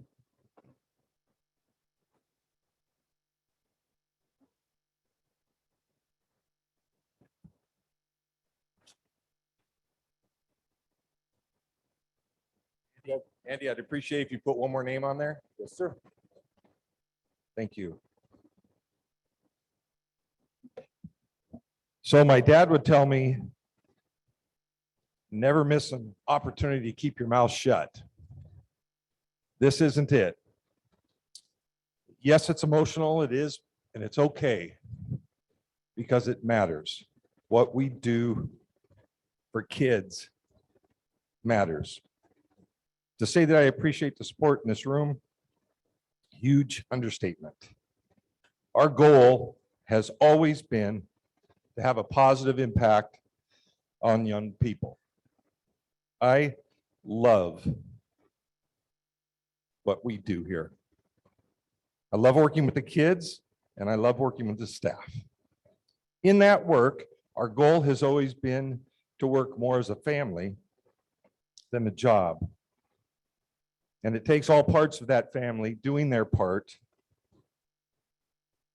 being a great teammate, doing the hard work, the very rewarding work.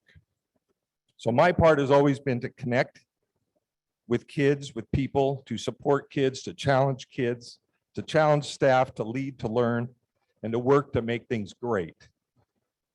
I'm not done working for our great kids. I'm not done working with our staff.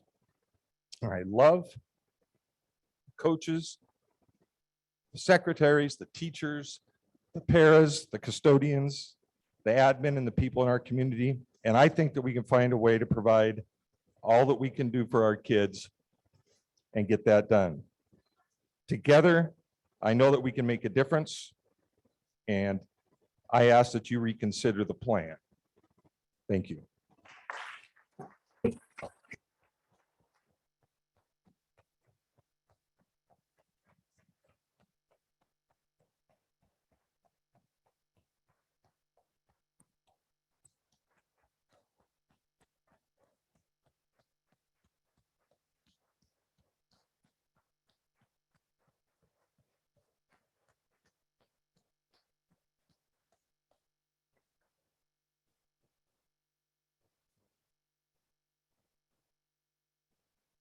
The next part in our hearing of visitors is the PHS Teacher Presentation.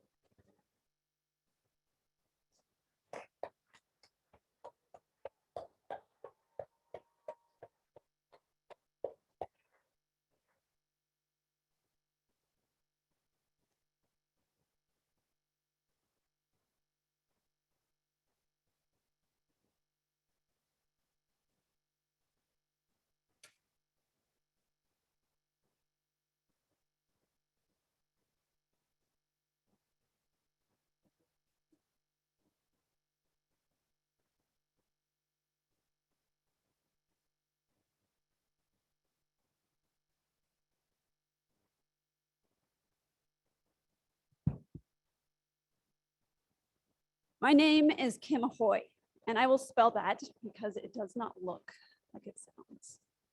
It is H-A-U-G-H-E-E. And I come to you this evening, school board directors and Superintendent Matt Ellis and student representatives, as both a graduate of Prosser High School in the class of '92, a teacher of Prosser High School, and a parent of a student at Prosser High School. First, I want to say, Zeke Akinbade, thank you for bringing forth our concern today. Secondly, Montse Diaz, thank you for bringing your heart and your passion for life to help support kids, and that's what we are here to do. Andreas Ruvalcaba, thank you for bringing your questioning, because we want to know answers. We have questions and we want to know. Thank you. School board, you have a very difficult task before you. How do you balance a $1.4 million deficit you have difficult decisions, and you've heard from your community certain ways that they feel should and should not happen. And yet you'll have to balance all of those opinions. So here's one more from the Prosser High School teachers. We request that you do not change the graduation requirements from 26 to 24 credits. The reasons being fiduciary duty to students and community, maintaining high academic expectations for students, and continuing learning opportunities for all students. I'm a person that always likes to look at why is change being proposed. So I thought, what is the intent of this change? I hear it's financial responsibility. Let us consider that intent. If it is for financial purposes, reducing the credit requirement from 26 to 24 will create a loss of FTE monies. The loss due to credit reduction could be as great as $700,000 for 2 credits. That is not a financial loss the district can afford and will impact many aspects of student learning and district functioning, as the $700,000 is equal to about 6.9 teachers when I include their salary and compensation packages. Reducing graduation credit requirements is not an effective cost savings measure. Instead, it creates a larger deficit where we will cycle between losing money and losing teachers, losing money and losing teachers. If reducing the number of credits from 26 to 24 is not a cost savings measure, then Prosser High School teachers wonder what is the intent of reducing credits. Maybe it's to assist our migrant, foster care, and new to district students. That would make sense. It makes sense because the concern is understandable for juniors and seniors that transfer to Prosser School District from a school that is on a 7 or 6 period semester schedule, for they likely would have completed 2 to 3 credits less than Prosser students due to our trimester schedule, making it difficult for them to graduate. However, these students can utilize the provision already provided by OSPI. That provision is up to 2 graduation credits being waived locally based on a student's unusual circumstances. We can assist our migrant and new to district students with that excerpt and do not need to make a rule that applies to all students. Or is it to increase our graduation rates? Is the district seeking to increase graduation rates by permitting more students to fail classes? Of the current sophomore and junior classes, only 25 or 6% would benefit from the credit change. Where is our Prosser pride in having a reputation of high standards? I heard someone earlier say, what we expect matters. I'd like to quote RCW 28A.150.210, Basic Education Goals of School Districts. A basic education is an evolving program of instruction that is intended to provide students with the opportunity to become responsible and respectful global citizens. Thank you tonight for doing that, students. To contribute to their economic well-being and that of their families and communities. Let's ensure that we do that to our communities. To explore and understand different perspectives and to enjoy productive and satisfying lives. Additionally, the state of Washington intends to provide for a public school system that is able to evolve and adapt in order to better focus on strengthening the educational achievement of all students, which includes high expectations for all students and gives all students the opportunity to achieve personal and academic success. To these ends, the goals of each school district with the involvement of parents and community members shall be provided opportunities for every student to develop the knowledge and skills essential to 1, read with comprehension, write effectively, and communicate successfully in a variety of ways and settings and with a variety of audiences. 2, know and apply the core concepts and principles of mathematics, social, physical, and life sciences, civics, and history, including different cultures and participation in representative government, geography, arts, health, and fitness. 3, think analytically, logically, and creatively, and to integrate technology, literacy, and fluency, as well as different experiences and knowledge to form reasoned judgments and solve problems.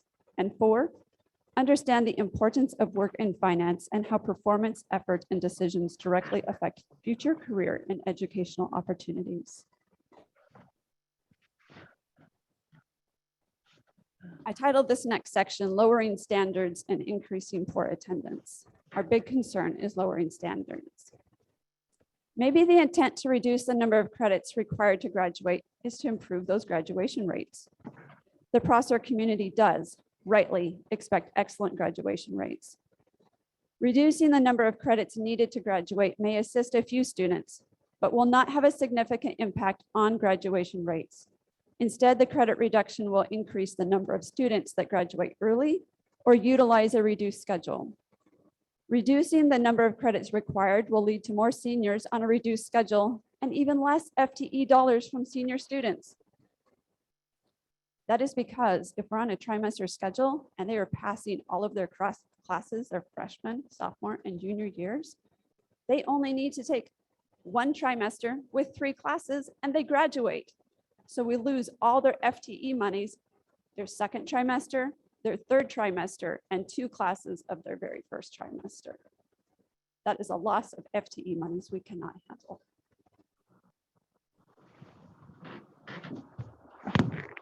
What does the reduction communicate to students and the community? It communicates a lowering of expectations. That is not what the community wants. The community wants us to continue to improve our legacy of strong ELA and math standards in this valley. During recent levy efforts, the community expressed desire for strong academics and expectations of students. They want students to graduate from Prosser with as much preparation as possible, as they are future employees and citizens of this community, the valley, the state, and this nation. The district recently hosted a college and the high school information night for the community. The event was extremely well attended. I think I talked nonstop for about an hour and a half to all of the parents that were excited about that. And the community continued to buzz about it on Instagram and social media for days. Parents and students are excited for continuation and even expansion of college and the high school classes. They are not excited about a reduction in graduation requirements. Going back to finances for a little bit, college and the high school classes provides the district a way to retain FTE dollars and provide college level opportunities. So continue to set the expectations for our students that successfully completing and challenging themselves through high school is the expectation of this district. I want to take a moment and put this in an equivalency of an employee. The difference in changing from 24 to 26 credit, or from 26 to 24 credits. A trimester schedule provides students the opportunity to complete 30 credits. That's the opportunity during their high school career at Prosser School District. Reducing the requirement to 24 communicates to students that they can fail 20% of their classwork at Prosser High School, or the equivalency of 80% of one grade level. Currently, students can fail about 14 to 15% of their classes. It's significant already. If an employee of yours did not show up to 14.4% of the days of work in a year, assuming 5 days a week, 52 weeks a year, they would have been absent for 37 days. Yeah, we already tell our students that they can lose or fail 14.4% of their classes, equivalent to 37 days of working in a year. If we decrease that to 26, they now can fail 28% of their classwork, which is equal to 52 days in a school year or in an employee's work year. 52 days, I don't think you want to keep an employee that skips 52 days. The standard we set matters and impacts our future generations. Let's talk about our learning opportunities for students. That's what students had mentioned. Reducing the credits needed for graduation at PHS will impact the variety of offerings. It is unlikely CTE classes will be impacted, as there are sufficient state funds for CTE classes. So then what will be impacted? Well, let me take a moment to provide insight on what elective credits are at Prosser High School. Currently, 5.5 credits are needed for graduation in the elective category. 2.0 of these credits are likely ELA and math credits from the student's freshman and sophomore years. Yes, 2 of those 5.5 are ELA and math credits from their freshman and sophomore years. How is that? Well, when a student signs up for English, freshman English, they sign up for 3 trimesters. 3 trimesters. The first 2, if they pass them, count for their ELA credits. That fulfills their freshman year. The 3rd trimester counts for an elective as long as they pass that. If they do that in math, they also get another elective in English and math that creates 1 credit their freshman year in the elective category. They do that again their sophomore year, and they have 2 credits that land in the elective category. So they really only have 3.5 elective credits. Now, it is an advantage to our students that maybe fail one of those trimesters, because then they still are completing 2 trimesters and completing their freshman English or freshman math class, same their sophomore year. The trimester is beneficial to our students that struggle initially at being successful in the high school. Now, I am not advocating for ELA and math to change from a full year class schedule to just 2 trimesters. Do not hear me wrong there. Reducing graduation requirements from 26 to 24 will reduce the actual 3.5 elective credits to either just 2 or 1.5. So what are truly elective classes for our students? They are likely CTE, fine art, physical education, technical or academically diverse education explorations. I want you to think for a moment about your favorite class in high school. It was most likely your elective. My favorite class in high school was taught by Grizz Adams, also known as Rick. It was horticulture. I chose to take horticulture for 3 years until I finally said, I better get chemistry and physics under my belt my senior year. So most likely your favorite class came from your electives. Reducing the elective credit requirements negatively impacts our students. I want to thank you for speaking up earlier about our mental health and emotional health.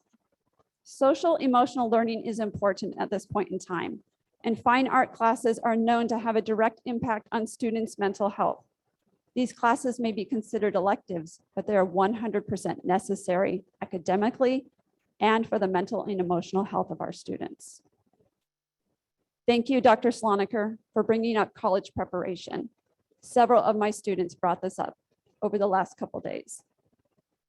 Students and teachers are concerned that classes needed to be college prepared and competitive for college scholarships will be reduced and make them less likely to be accepted to the college of their choice. Our students need to know they can count on the district to ensure their preparation for college by providing academically varied classes.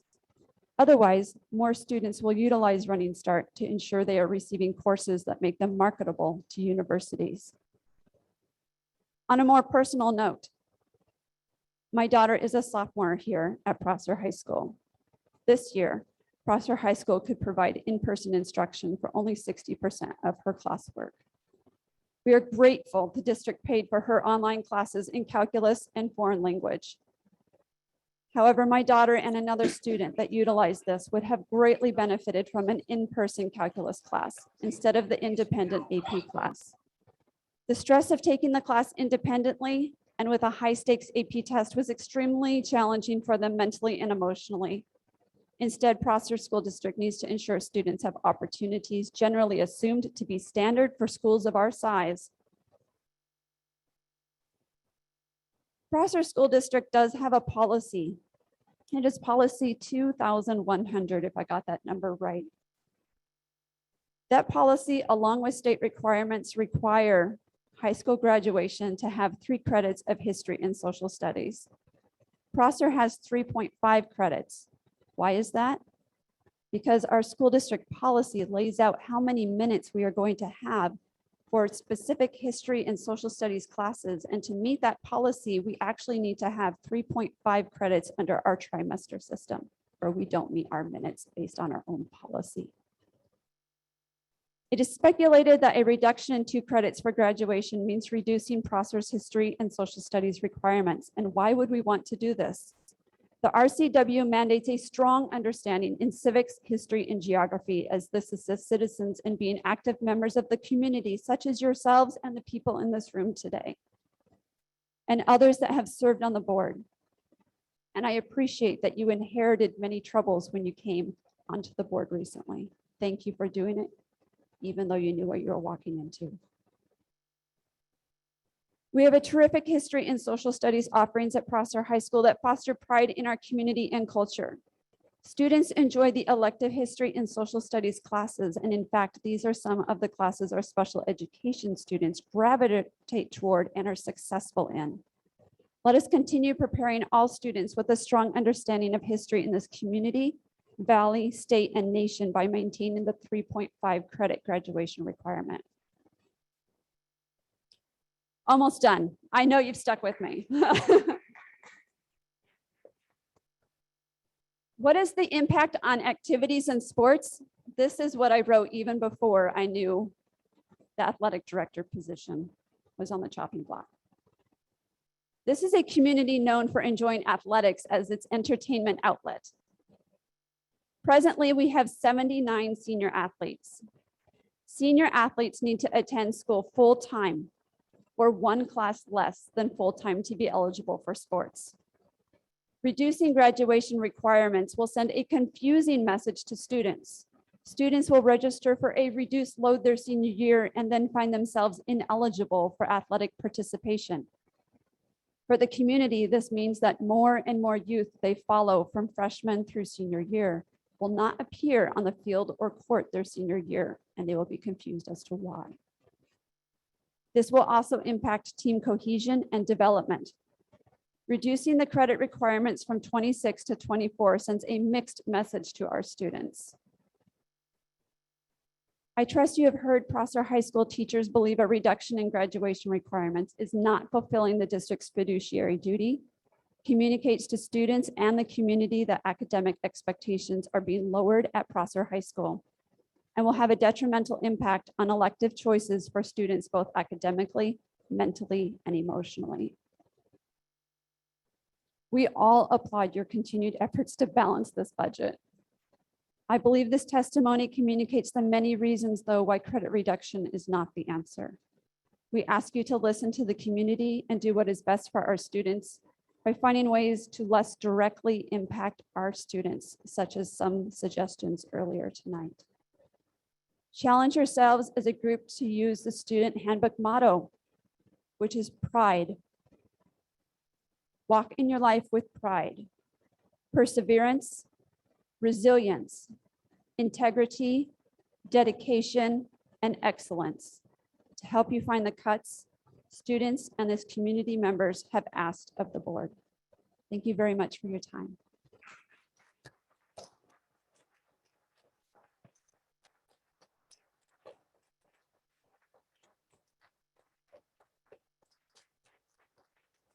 Can we ask some questions? Can we ask questions of the high school teachers now, or do you want to do it when we get to the policy? I'd like to do it now. Well, I don't know if you had questions regarding graduation requirements. I didn't want to go to the policy, but could we ask questions about it? Or do you want to wait till the would any of the teachers be available? We could continue the meeting and answer some questions about the graduation requirements right now instead of when we're addressing the policy later. Or I have a few questions. I don't know if Tim wants to answer those, or the history teacher, or Mr. Bailey. I can help with that as well if you'd like. Oh yeah. I don't know if I'm on, but I wanted to thank everybody that came tonight. Yes. It's refreshing to see this building filled up. What? It says it's on. How about now? Yep. Well, I just wanted to thank everybody that came, especially the students. It takes a lot of courage to come up here. I really appreciate that. And I do appreciate all the comments that were said today and those members, not only staff, but community that came. It's refreshing to see the involvement today. So I appreciate it. Thank you.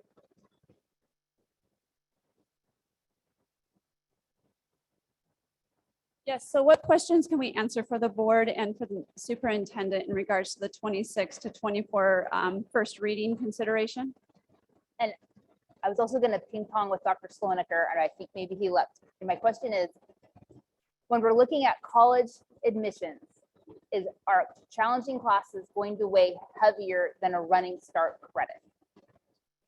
So I used to work at a two-year university and we did look at those sorts of things. No is a quick answer. If I am looking, say I'm looking for calculus, because I teach mathematics. If I see calculus at a two-year college or I see calculus as an AP class, they're going to have equal weight. The difference would be if it's running start calculus versus just calculus without AP or college credit in the high school, there is some differentiation there. And do we offer calculus right now? We currently do not. We are hoping to next year, but that also depends on support from the board financially. How many students do you have that would take calculus? I believe we are at about 7, and I've looked historically into that, and in other years it was 7. I know when I graduated from Prosser High School, we were actually at 14, so that's changed. And could we even, I mean, is that a possibility? You have calculus, then AP calculus past that, or? So ideally, it would be a calculus. So the AP calculus class itself is roughly equivalent. There is a final exam that goes along with it, the AP testing, and it does take a specific requirement for the teacher certification in order to teach the AP class. So it would be the same class. They would not have to take both. It would just be AP calculus. And then if they chose to take the test to earn the credit, they would have that option. And what's the highest math we offer? Currently, it is pre-calculus or statistics. Both of those are offered as college and the high school classes. And I just wanted to add that college and the high school, we have many classes offered through Central and Eastern Washington University, and those credits more easily transfer than the credits from CBC or YVC that are offered through Running Start. What's the highest English language class we offer? 201, I believe. 201. We also offer, for example, Spanish 102, 103. We would like to offer higher levels of Spanish for our Spanish speakers.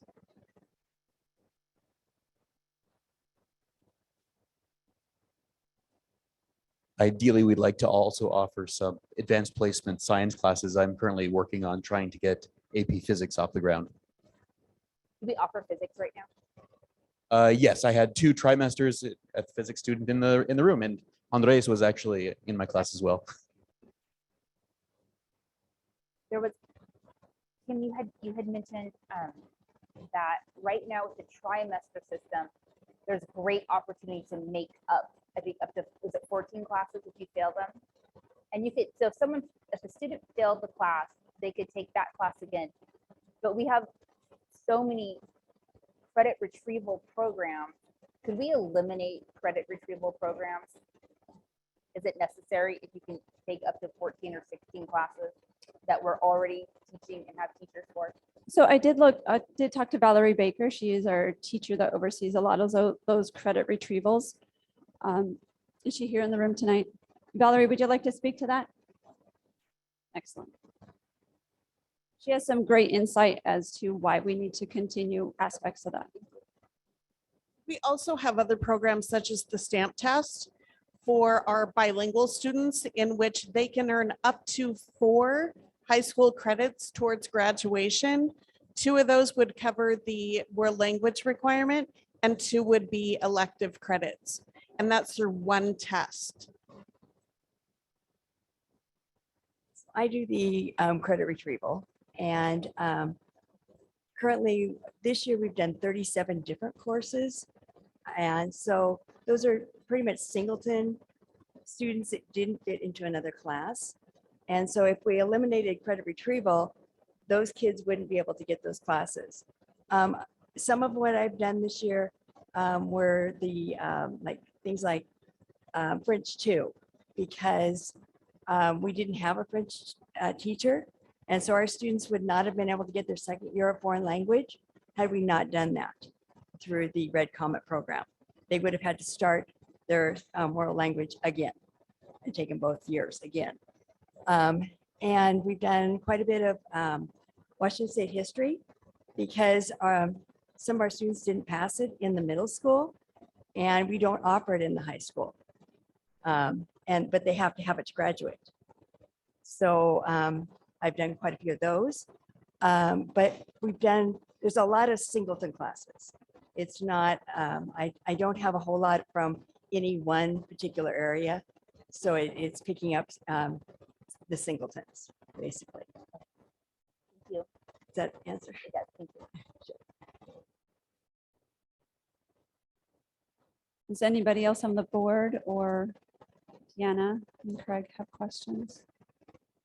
I don't have any more questions. Thank you very much. Jason just had to head out, so I.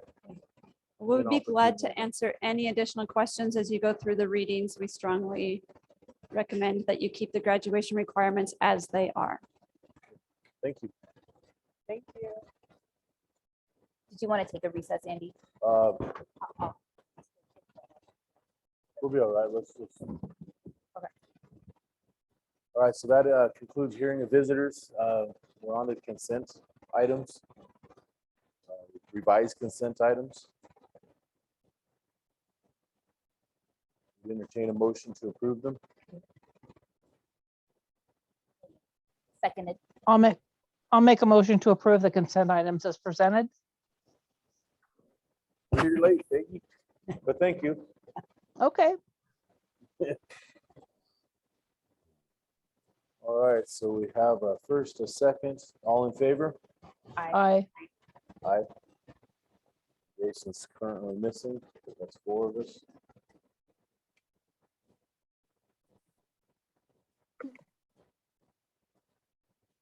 That is all the consent items. Then we move on to action items. First thing on the list of action items is the vouchers. Would entertain a motion. Entertain a motion. I would too. All right, I'm just kidding. Okay, we have a first, we have a second. I'll second it. If I can make a couple of comments, Andy, please. Sure. I just wanted to, I know Jason's not here, but he had emailed me on Tuesday with a number of questions. And I'd like to answer those questions. Yeah, do you have any? I do. I have a couple. Okay, but go, if you why want don't you to, jump in? I don't know if you want to, Jason. So am I? So it's regarding. You want the line item, Craig? It's- Yes, like the check number would be Sure. helpful. It's 90905366, 5366, and that's for Wilma Kozai. right. Okay, so $6,358. When were these services provided? Let's find it here.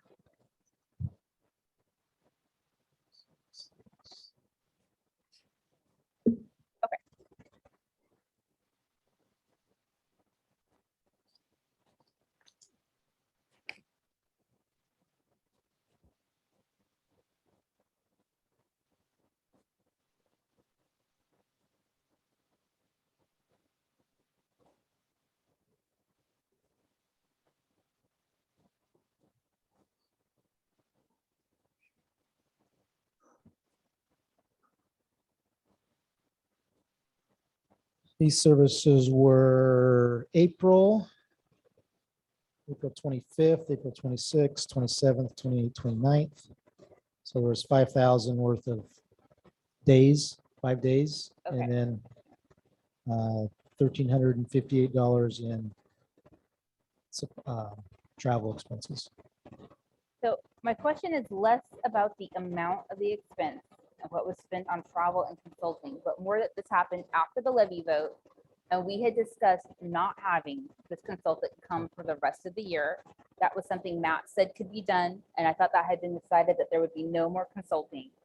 So I guess it's an observation. So I'm online, I can answer My that. question is, why did we bring her back after there'd been discussion, no more consultants?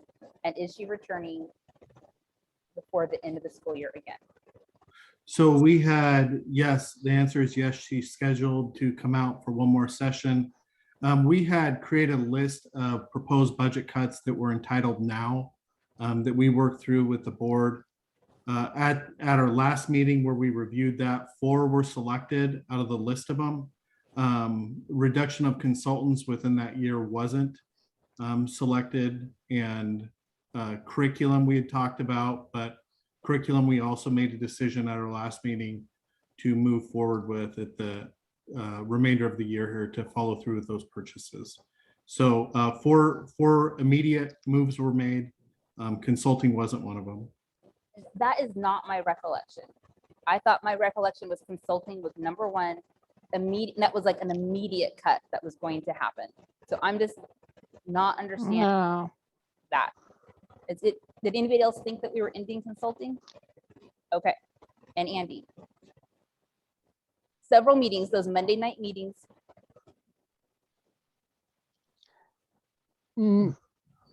This was done at the work session, and so 4 were identified by the board at that. If the board would like me at this time to cancel the rest of her days, I can take action on that. I would, as that was the belief I Yep. was under. That's the way. I remember, this is Peggy, but I remember that that was not one that we asked you to cut.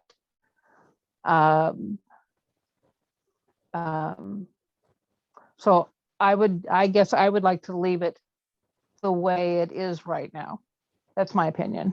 That was, when we talked, that was not one that we said, yes, we would like that cut immediately. Well, at this point, we have nothing lined up for the next week, so we can find the minutes and decide, but that's kind of the way I remembered it too. Yeah, I could look. I didn't know if we were gonna try to get 1 or 2 more that were already planned in, but I know going forward, we kind of discussed moving away. And I remember at the last time her voucher was on for about $10,000, I had asked if she is coming back. I was told that she is scheduled and that could be eliminated, that her contract would allow for that. But I did think that part of the budget cuts that we were doing to reduce the $1.5 million deficit was eliminating consultants. I don't know why we would bring somebody in from out of the district and continue spending the money that way and cut somebody that is in the district. That's confusing to me.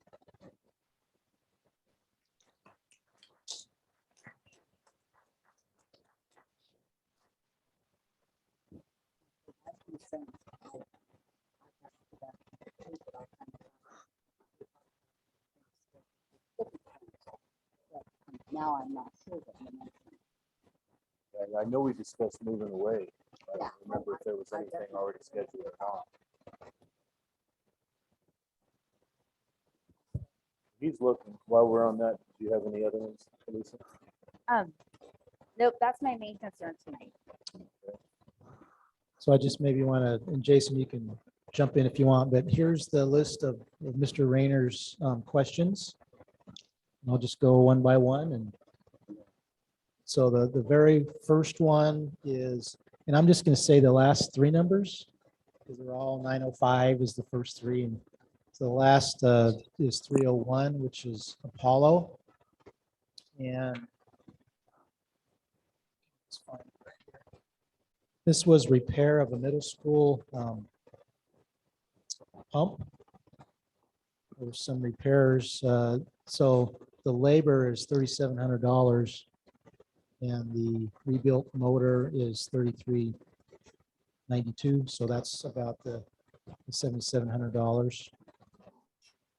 It's on a boiler. Remove the pump and a pillar for the boiler to be taken and rebuilt. So that's what that one was for. The next question was on 306, which is to US Bank. There's about $13,000 that was charged to the migrant program, and that was the hotel rooms for the migrant conference that they went to. The next one is Amazon, which I think is 299. And the question on that one is, the description was cap and gown rack for graduation of $983. And the high school ordered 4 racks and 10 cases of silly string for graduation. There's 24 cans of silly string in each case. So that's what that was for. Voucher 328 is to Continental Athletic Supply. That is charged to the extracurricular program, the athletic program, for reconditioning football helmets. So as you know, every year there's a number of helmets that have met their life and they need to be reconditioned. And then voucher number 336 is to, or 335, excuse me, is to ESD 105 up in Yakima, Educational Service District 105. We have a pretty substantial invoice for the data processing software, accounting, student records, payroll. That was almost $9,400 for that. There was also special education vision services. It's a contract with ESD 105. That was $2,480. The next invoice to the Educational Service District 123 in Pasco, number 336, is for, we have a special education contract for psychologists and I don't know who else is on there, but special educational services. They also provide dropout re-engagement for high school students. And we also have, there's $9,000 or so that was for prevention wellness. That's a final payment of 2 payments for an interventionist that ESD is providing. And then there's also some fingerprint charges for our new hires that ESD 123 provide. Number 341 is to Fort Scott Community College. That's our packets, which is credit retrieval. Those are different than the credit retrieval of, maybe Deanna can speak to that real quickly, but that's pencil and paper students that are actually getting credit retrieval. And in some cases, if they're actually we initially had the PASS program for it was designed for migrant students because students could take packets with them if they had to move or be gone for a period of time and come back and not lose credit. So it also isn't just used for retrieval, it's used to earn credit if the student has a special circumstance. Next voucher is 344 to Go for Sport for $685.21.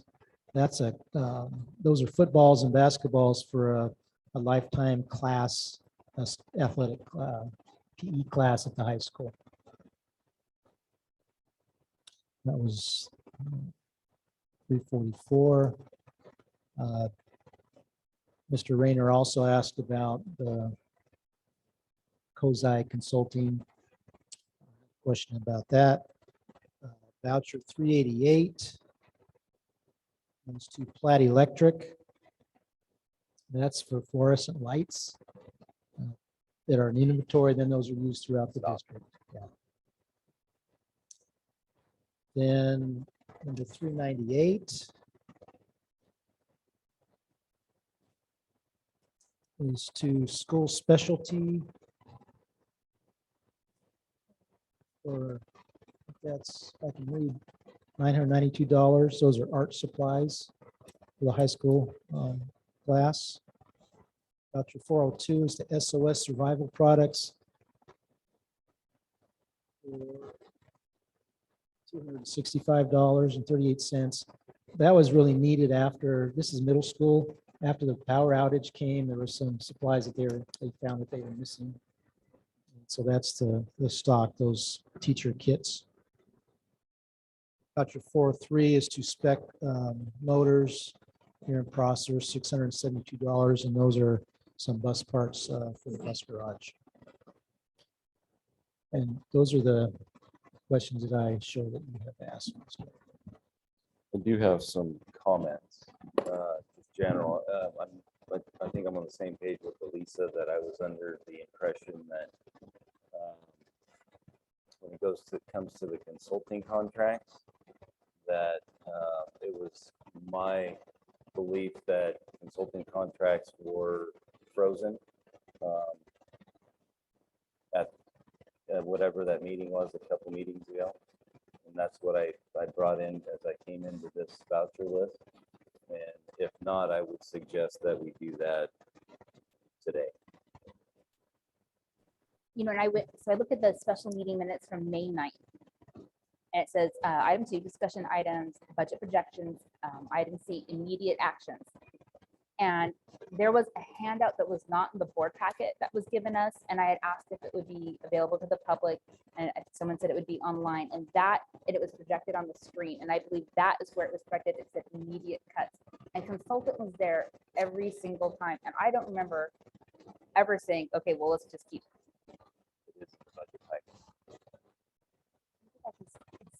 Well, this is the number 3 cancel consulting fees. And I thought that was something that we had decided to do.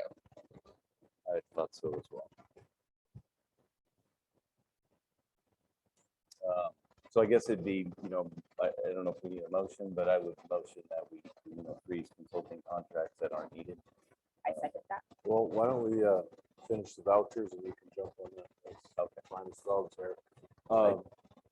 Yeah, like I say, I remember talking and we were going to move away. I didn't know that we did or didn't have anything already scheduled that we could or couldn't cancel. But I do know we talked about moving away from it. So one more comment. Yes, well, 2 more. Sorry. I know Craig, we've talked about P cards. Do you have any information yet on whether or not we can use P cards for utility payments, and what are we getting back as a percentage versus what it's going to cost us in a percentage? I would love to maybe have a study session that I could outline the program to the board, the pros and cons. And if that would be okay with you. Yeah. It wouldn't be a real long conversation, but just a conversation that I could come back with the pros and cons. Great. My next comment was, I see through the course of my time being here, we utilize a number of different vendors that do the same thing. Specifically on this one, we have Napa and O'Reilly's. We have both of them within, short distance of each other. I don't know why we're choosing one over the other when they all have the same stuff. And I think that it also applies to, the hardware stores, etc. Would we not get a better deal if we stayed with one entity over the other? And maybe at that same study session, if you wanted to, I think maybe it'd be helpful to have the maintenance director come and discuss that. That'd be okay. Yeah. I know can't speak to the hardware store stuff, but mention a lot of old junk. It's not uncommon to call Napa and have it be a week out to get a part for a lawnmower or some dumb thing that you need tomorrow. O'Reilly has it, or O'Reilly here doesn't, but one Grandview does, or some variation thereof. Then I get that. Yeah, I actually went to buy oil for my truck and I had to buy it 5-gallon jugs. So they were completely sold out. Heard from Brian yet, have we? He needs to come and I know. address the board. I'm done. Oh, okay. Thank you. Jeannie, do you have any questions?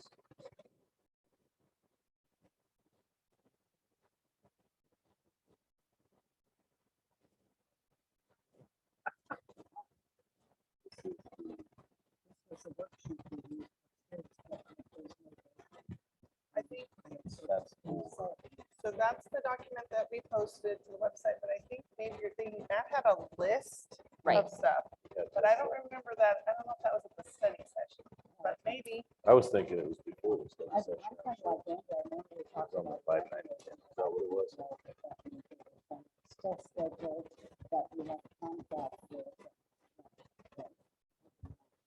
I remember, like I said, I remember discussing we were gonna move away from it and then we cancel it.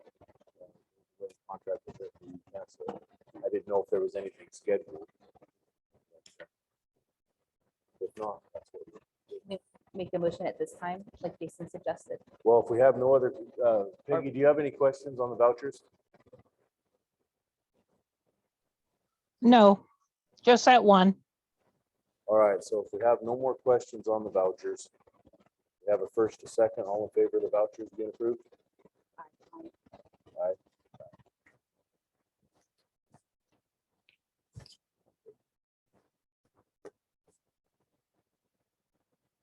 Peggy? Aye, they're fine. All right, all. All right, so now we've got that out of the way. I guess if you guys wanted to. Yeah, I'll make a motion to freeze all consulting contracts. Second. Effective immediately.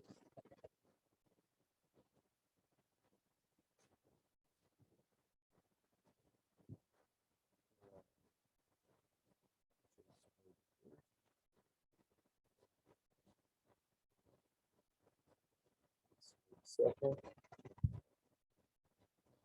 So this is across the board, you guys. No ifs, ands, or buts. That's the motion. Okay, we have a Is- first and second. Is there, I know we had talked about school improvement tools.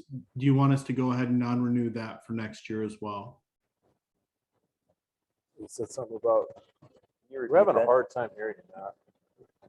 So our school improvement plan services, do you want us to cancel that contract as well? Is that the software? Is that right? Right, and there's other tools that could be used. Yeah. It's not something we need. There's alternatives. Let's get rid of it. How much does it cost? $80,000? That's the one that lot. Yeah. I remember It we was, had that. it was 20. It was used in one building and not the other. Yeah, No, that I was- think so. That was a different Do online we want to platform. research this and worry about it next Wednesday? It's 30, I believe it's 35,000. Matt, rather than, or Andy, rather than making that decision tonight on that proposal for next year, can we have Deanna bring that back and explain it to us in detail so that we're not canceling something that maybe we wish we hadn't canceled? Well, at this point, we have a motion and a second, unless they wanted to be pulled. Have a discussion then.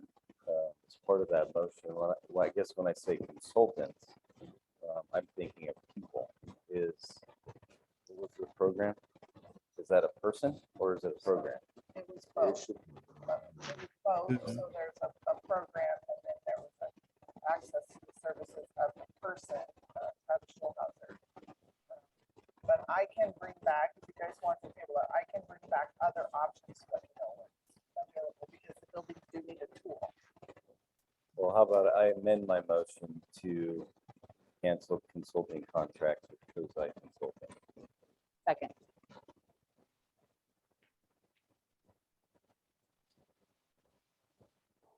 And then we can bring back the other stuff for. All right, so we have a first, we have a second amended to just Kozai Consulting. All in favor, say aye. Aye. Aye.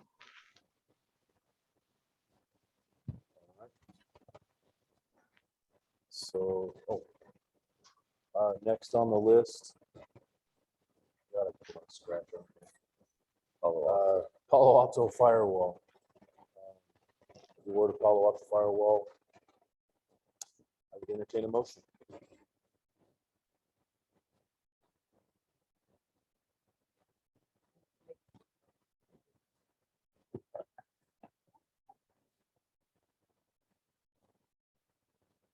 Okay, we have a first, do we have a second? I'll second that question. John, I may have some questions. Sorry. I know. I told you I wasn't going to do it. You can yell really loud.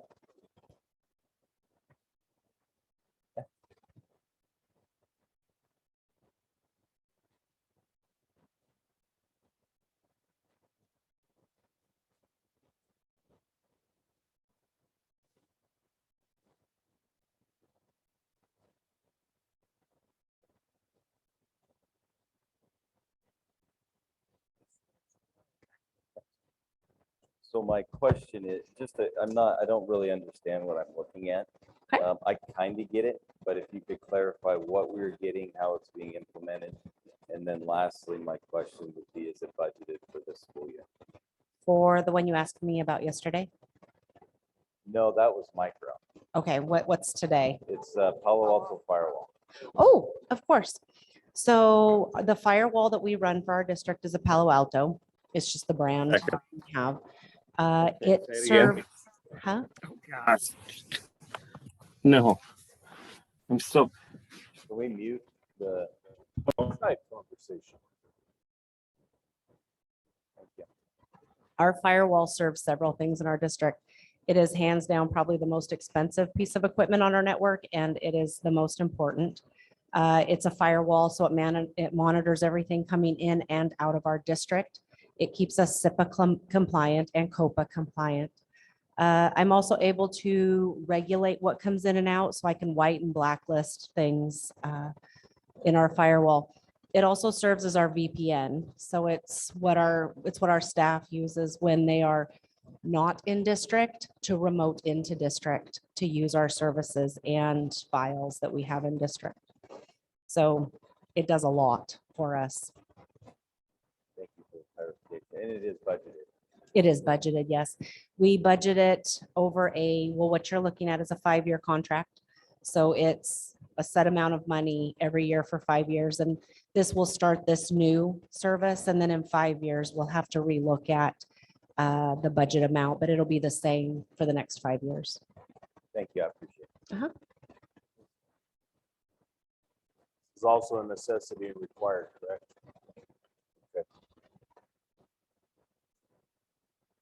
Any other questions? I want to comment that I really appreciate that Sean provided a board packet cover sheet with all the information needed and a recommendation, because that makes what I have to do and understand so much easier. So thank you, Sean. I don't really have a question. I just want to see you run to the bottom of the stairs again.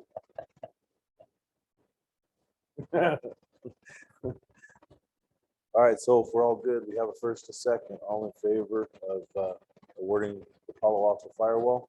Aye. Aye. Aye. All right, next would be C, first reading of policy and procedure 2145, suicide prevention. We all have a chance to read through it. Is there anything noticed, want to change, questions, concerns? I think this was one of the ones that had some blanks in it last time. We're going to fill in I appreciate everything being filled in, so. I would recommend we go to a second reading at our next meeting. all right, I would entertain a motion to approve the first reading. So, Nick, Second.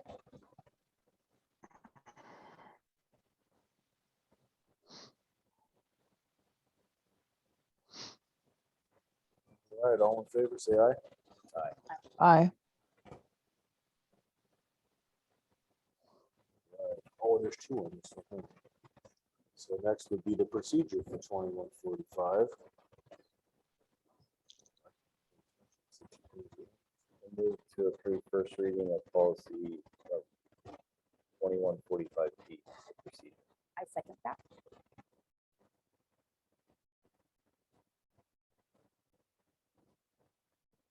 Okay, all in favor of approving first reading of the procedure? Aye. All right, so then we go to first reading policy 1805, open government trainings. First reading of policy 1805. I'll second that. Thank you, Peggy. You're welcome. Okay, we have a first and we have a second. Did everybody have a chance to read through it? Is there any questions or concerns? All right, hearing none, all in favor of approving first reading of policy 1805? Please say aye. Thank you. Aye. So then we jump to C, first reading policy and procedure 6102, district fundraising activities. First part is the policy of 6102. We have a chance to read through that. Again, were there any questions or concerns? I see the spots have been filled in. Move to approve first reading of policy 6102.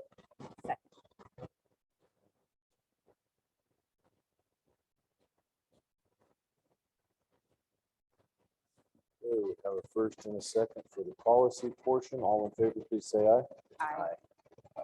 Aye. Aye. Okay, then we will jump to 6102, the procedure part of it. Again, is it? I think the form would be considered part of the procedure. Okay, well, then that's the way we'll read it, the procedure and grant request form. We all have a chance to look at it. Were there any questions concerning it? All right, hearing none. Motion to approve first reading of the procedure 6102 as well as the grant request form that was with it. Second.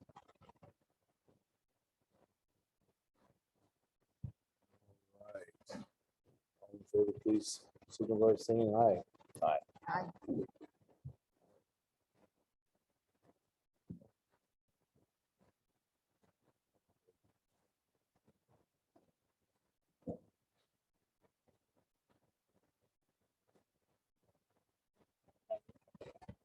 Peggy, you still there?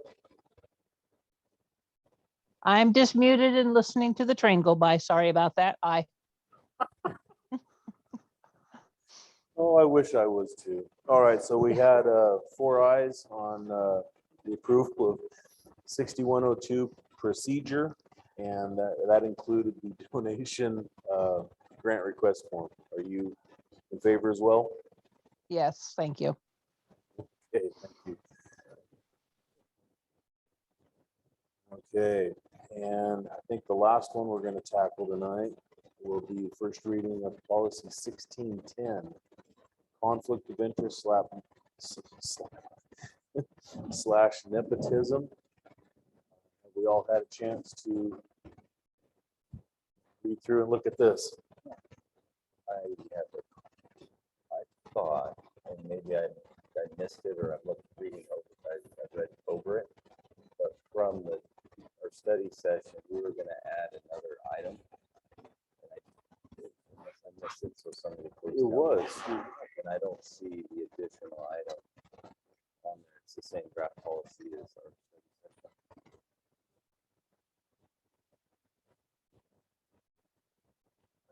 That you had mentioned adding I a did. line. I forgot about that. Yeah, we were going to include some language. Obviously, I've been out due to COVID. So we can change it. That's the reason why it goes through a first and second reading is so we can amend it as needed. So we can go back and catch that and add it into the policy. I think it was around the fact that the conflict of interest policy and nepotism were going to be folded into one.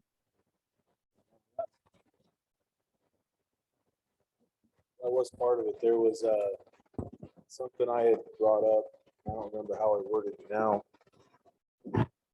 about an equal employment. So I think my analogy was if my wife was your secretary or something, and even if she sucked, you would keep her employed just to keep me happy, which is not what we wanted.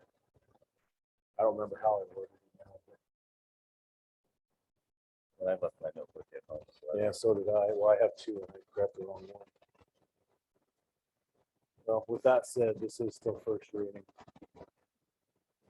Just make sure it's there for the next week. Oh, I do see that on the adoption date on the nepotism policy, we have August 15th, 2000. We should strike that for whatever date we're going to adopt it. August 15th of 2000, you said? No, I didn't notice that. Then amend date.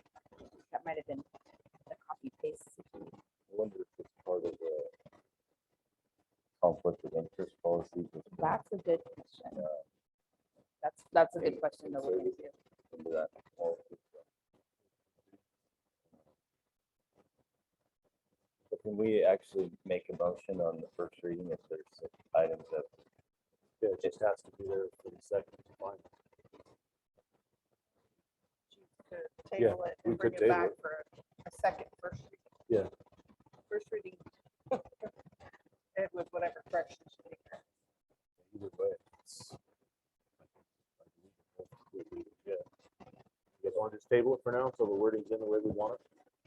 I'd like to see it go forward. We could bring it back for a second first reading or go forward with a second reading and have that language added. And if it's not there, then we have Well, I'm another okay. a third first reading. Well, we don't have to approve it on the second one if it's not Right. the way we want it, so. Well, I moved to approve policy. Okay. Yes. First reading. Okay. Second. First. Jeannie wanted it.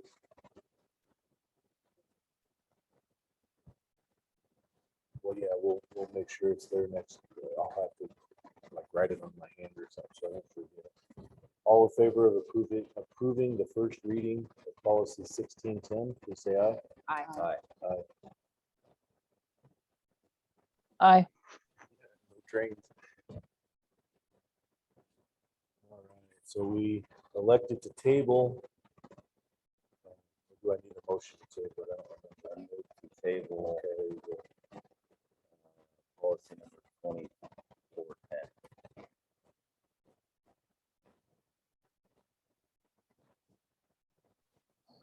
Are we bringing it back or tabling indefinitely? Well, we'll discuss it further back before we put it on here. So Andy, I'm sorry, I didn't hear what was said, but I'd like to make a motion that we table the first reading of policy 2410 for, is that what you were talking about? Yeah, it was, Peggy. We actually, Okay. Jason, motioned, Jeannie seconded, and that's what we're gonna do. We're gonna table it.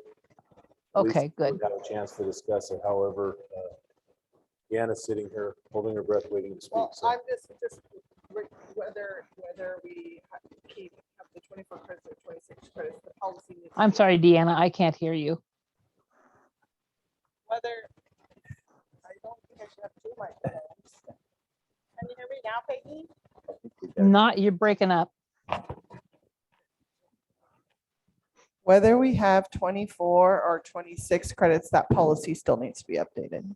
So whichever way the board decides to go forward, I think right now would technically be kind of a cleanup and edit if it stayed at 26. So Okay. either way, Brian and I can update it. Because there were so many different graduation requirements over the last 10 years. It had like this stepped information about graduation requirements based on different years. So it just needs to be cleaned up and brought to the board no matter what. We table for later. Oh, yeah. Absolutely. So I have some questions.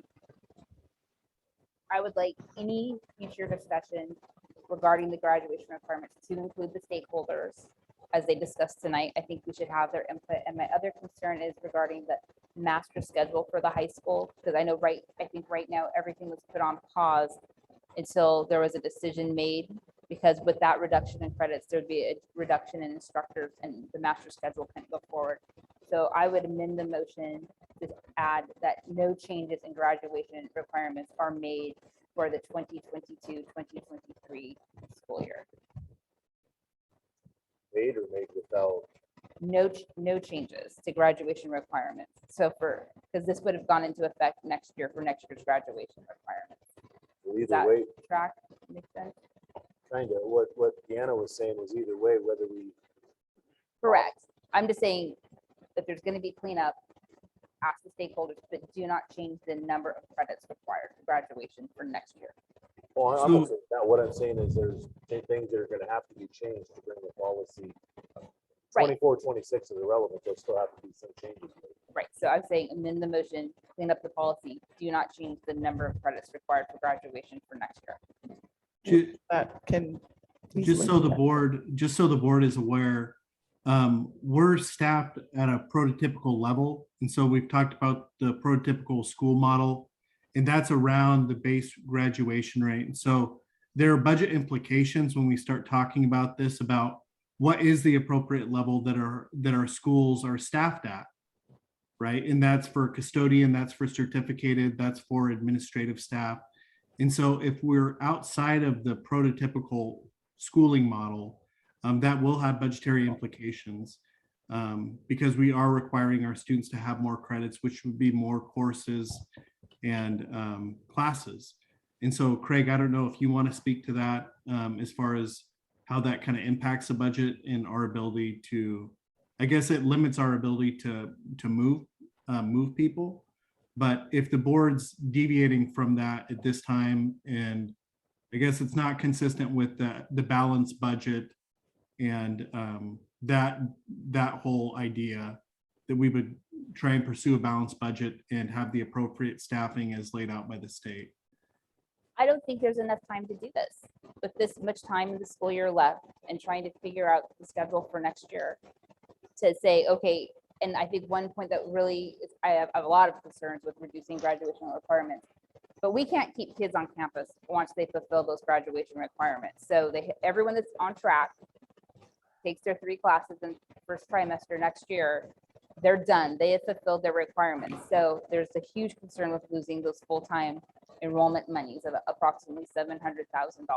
That's not. We have not that's had not any true. kind of in-depth discussion about that. There is not Yeah. enough time in this school year to discuss it. I'm proposing clean up the language that needs to be cleaned up. Work with our stakeholders, our teachers to do that, but do not change graduation requirements for the 2022-2023 school year.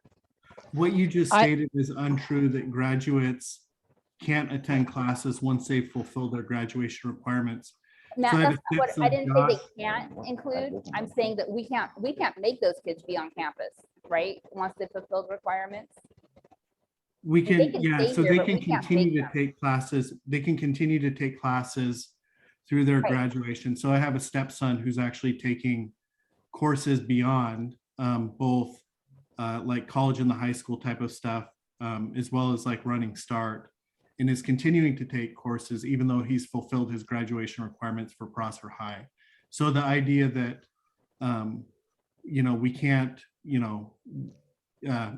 we can't force a kid to take a Right, class. and that's my point, is that, and Yeah. they'll leave. I mean, there are certain kids, they've hit graduation requirements, it's first trimester, they're not sticking around, they're not gonna be full-time enrolled, and we're gonna lose money.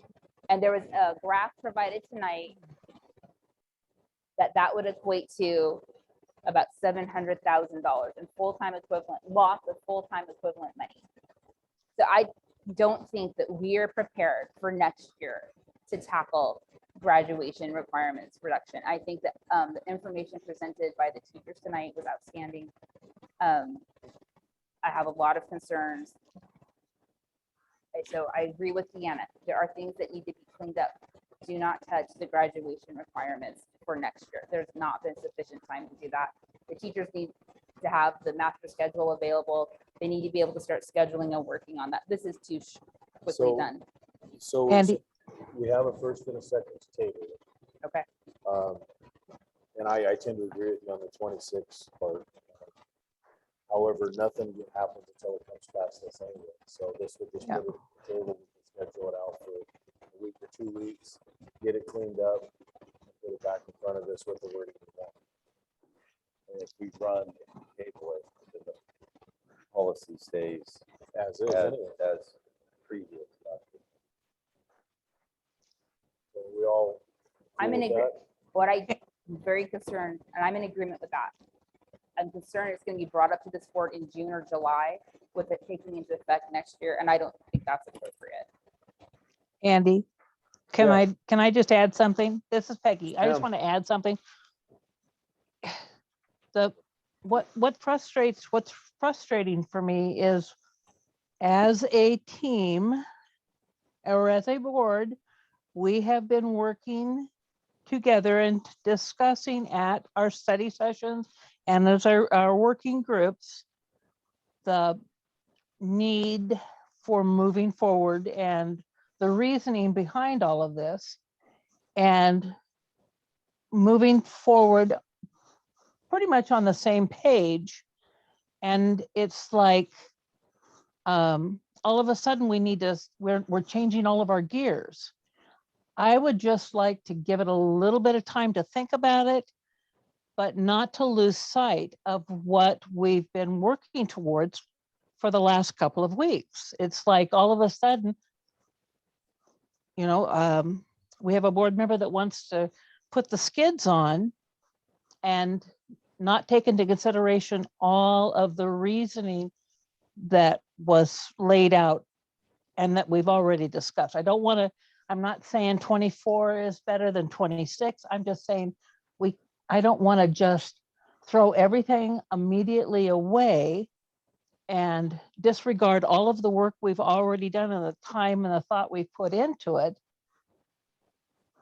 So at this point, Peggy, either way, we have a first and a second to table it. We can bring it back for a work session or right. Spend 2 hours on a Wednesday beating it to death. Right. We're on agreement again. It's irrelevant to me how we do it. But once we Right. table it, it doesn't change anywhere until it comes back to us. Right. But we can go through the wording, we can clean it up. We Right. can decide 24, 26, 27, whatever. Right. Are we all in agreement there at least at this point? Table it. Yes. Okay, so we have a first, a second. All in favor of tabling? I don't even remember what it was now. 24. All in favor of tabling 2410 for now until we have a chance to look at it further. Please say aye. Aye. Aye.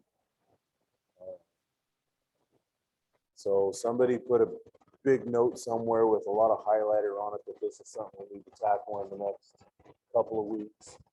And we'll maybe put it at the top of our next Wednesday work night. That'll be the first thing we hit.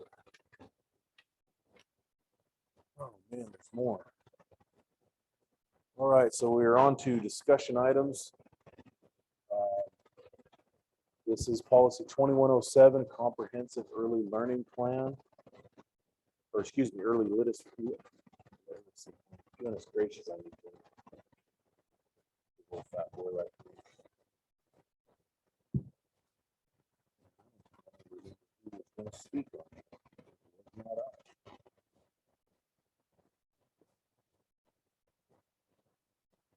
Is it yours, Deanna?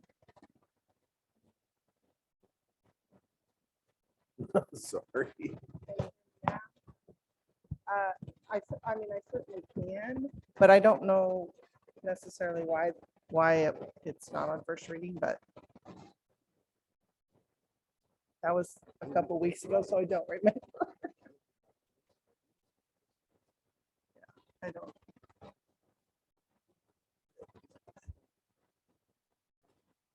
Last week. That's correct. It was changing the grades.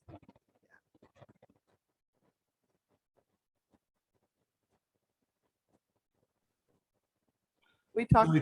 I think the intent behind that was that we were going to start to set up committees to work on both this policy as well as the RTI policy. And there were some blanks that needed to be filled in. But these are kind of heavy duty implementation policies that there will be a lot of work on the back end about what these policies really look like in practice. And so we're, you know, it was last week where we kind of reviewed those, and with me being out and Craig and Deanna and the bids and everything, I think that we do need more time on those two policies in particular.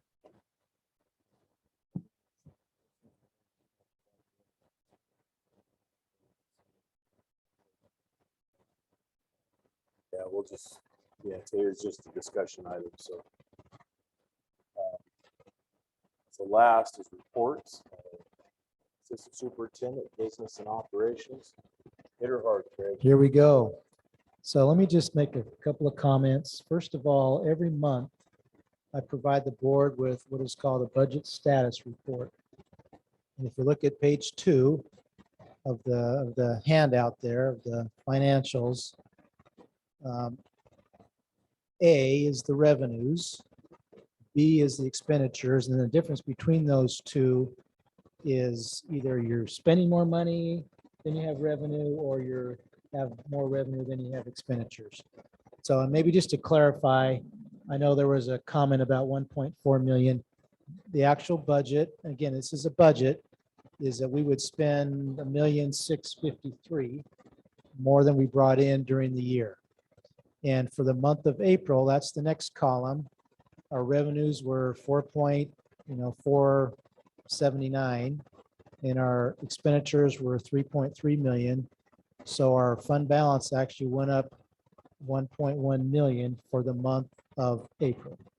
And the big reason for that is because April is our property tax collection. So you can see we received $1,090,000 in property taxes for the month of April. Then the next column is actual for the year. That's from September through April. Our school year is September through August. And then the next column of encumbrances really just deals with expenditures. And encumbrances are either purchase orders that have been issued that haven't been paid yet. And it's also salaries for the staff, salaries and benefits in the various programs. So for example, teacher has a 12-month contract, and it's this actual would be, from September through April, and then the remaining from May through August would be income. Okay, so that's the purpose of the encumbrances. And you can see that as far as revenues, if you look over at the percentage, 63%, we've received that year to date as a percentage of the budget. And with the encumbrances on the expenditure side, we're at 85% of the budget through the month of April. Now in May, when I give you the May financials, the encumbrances for payroll would be 1 month less. So that's kind of the mechanics of that. We started the year with 5.4 million. If you keep going down to F, total beginning fund balance, 5.4 million. Year to date, our fund balance in E, the line above that, we've spent 875,000 year to date. So just the difference between the 5.4 and the 875,000 leaves us with a fund balance of 4.5 million. That's the number as of April 30th. And then that's the same scenario for all the other 4 funds: capital projects, debt service, ASB, and the transportation vehicle fund. So that's and I'm required to provide that to the board each month. And then over the years, the graphs and these Excel spreadsheets was basically a recommendation from Director Douglas a couple of years ago that we do this graph. So I've done a graph which shows you just for the general fund. So it's just another way of looking at the same budget status report. So if you look at the summary, so again, we're 63% of revenue, not counting the expenditures, the encumbrances, we're at 62.5% budgeted of the expenditures. And then our fund balance is 10.8%, 10.79% as of the month of April. Then I've compared the previous 2 years. And then the next page after the graph just is another way of looking at the same budget status information, just with more detail, broken up by property taxes and interest and those kind of things. So just maybe a couple of brief comments. You'll notice that the property taxes that we've collected through April are lower this year than they have been the past 2 years.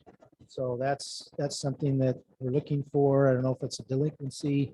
We actually have 2 counties, and Clickitat is not always up to date on, they're like a month or 2 behind. So we probably don't have their April tax collections yet included in this April document.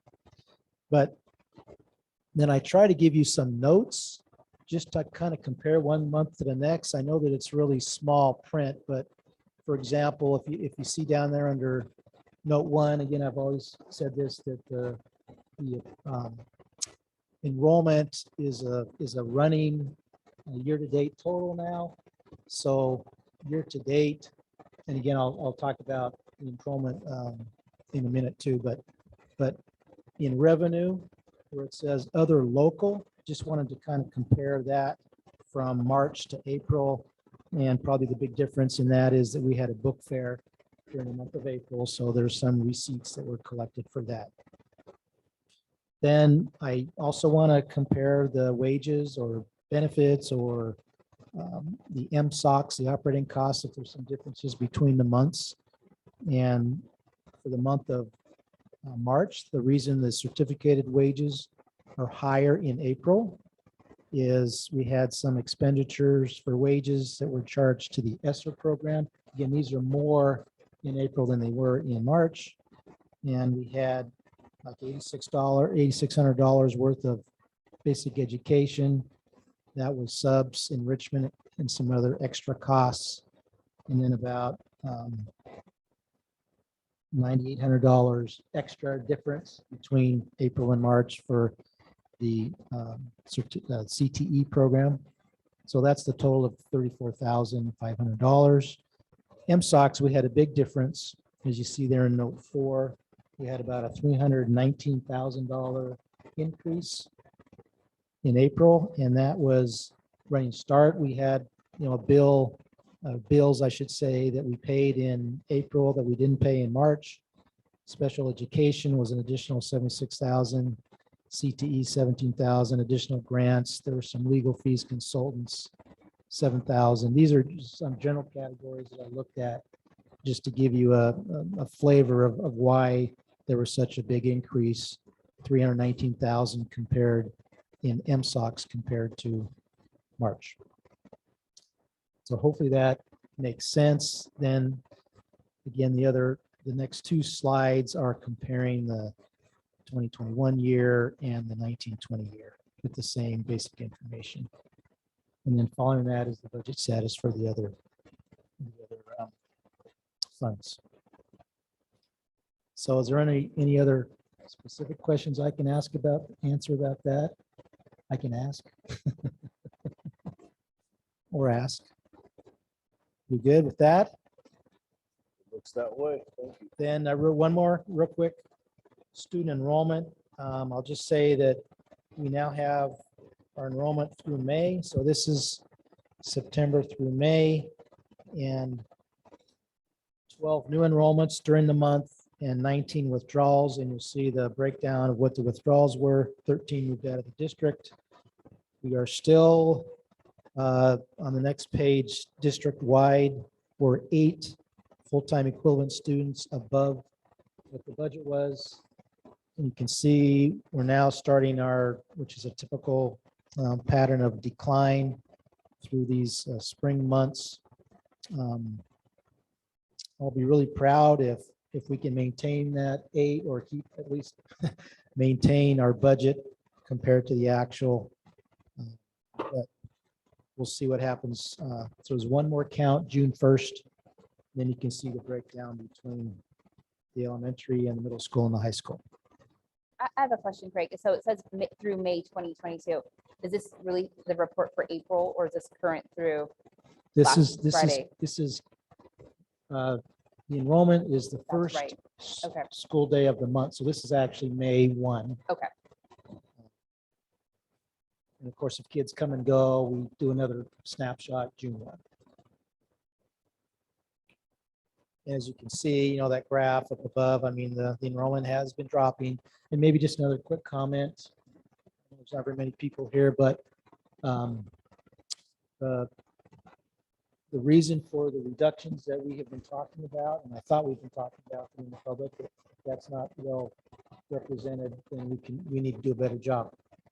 But even if the levy passed, we're still looking at a shortfall of between 1.6, which is the current budget, and then I'm projecting, at least right now, a reduction of enrollment of like 53 students. So that's another, 300,000-400,000.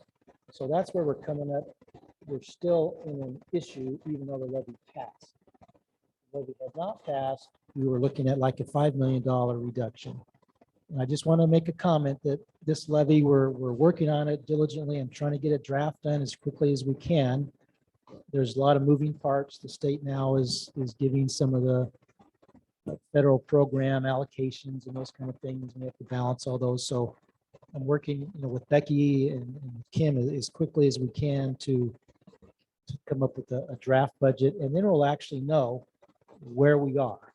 And if we're way over, then we still have to do some reductions. If we have a surplus, then we can add some things back. So, but our target was, like $1.8 million, and that was that one document that we showed. So I thought we were closer to 1.4.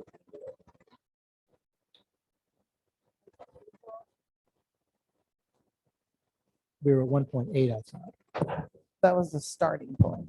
I wanted to touch on what a comment Rick Adams made, and I know that I raised this to the past reiteration of the board before I was elected, and that was, and he had asked you that question, Craig, if we had captured the amount of students that are going out of district, that would make a difference of $1 million. Yeah, it's probably more than that. I wasn't prepared to, give the right actual number. I don't know if Celine, are you still awake?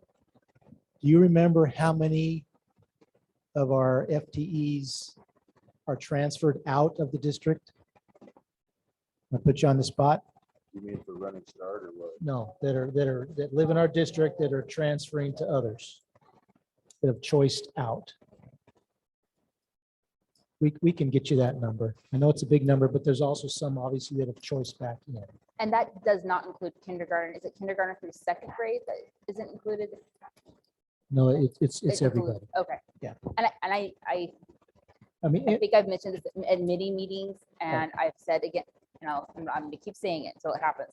We need to reach out to those families, find out why they have left, what it would take to bring them back, what programs they want, what programs their kids have, because it's not going to be a matter that COVID ended and the kids came back to school. We didn't see that, but it's a huge amount of kids. There's programs. I know for me, it's programs, it's enrichment, it's scheduling, it's so many things. And my daughter gets on a bus to Patterson with 60 other Prosser kids. It's not 5 kids, it's not 20. And people think, people are like, it's not that many, it's 60 kids.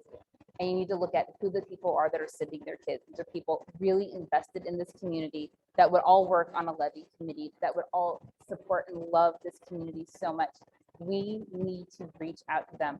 We need them to be partners with us, community partners with us, and frankly, we also need their money, we need their bodies in class. And we need to get on that. I have asked time and time again. I don't know why that has not been done. yeah, we can provide that number. I think we should. Not the number. I want outreach to the Well, families no, I'm that have just saying left. from Yeah, but no, I also yeah, from my appreciate that perspective, number. I'll I give you think the number, but I think it's systematic. We need to. the last number I I heard agree. was about 227. Is that about right? That was in the fall. 138, 238. Prosser kids that 238, that was she said? that live in our district that are So we can choicing do the out. math. I just actually looked at the May apportionment, and they give what the basic education allocation is. It's $8,600.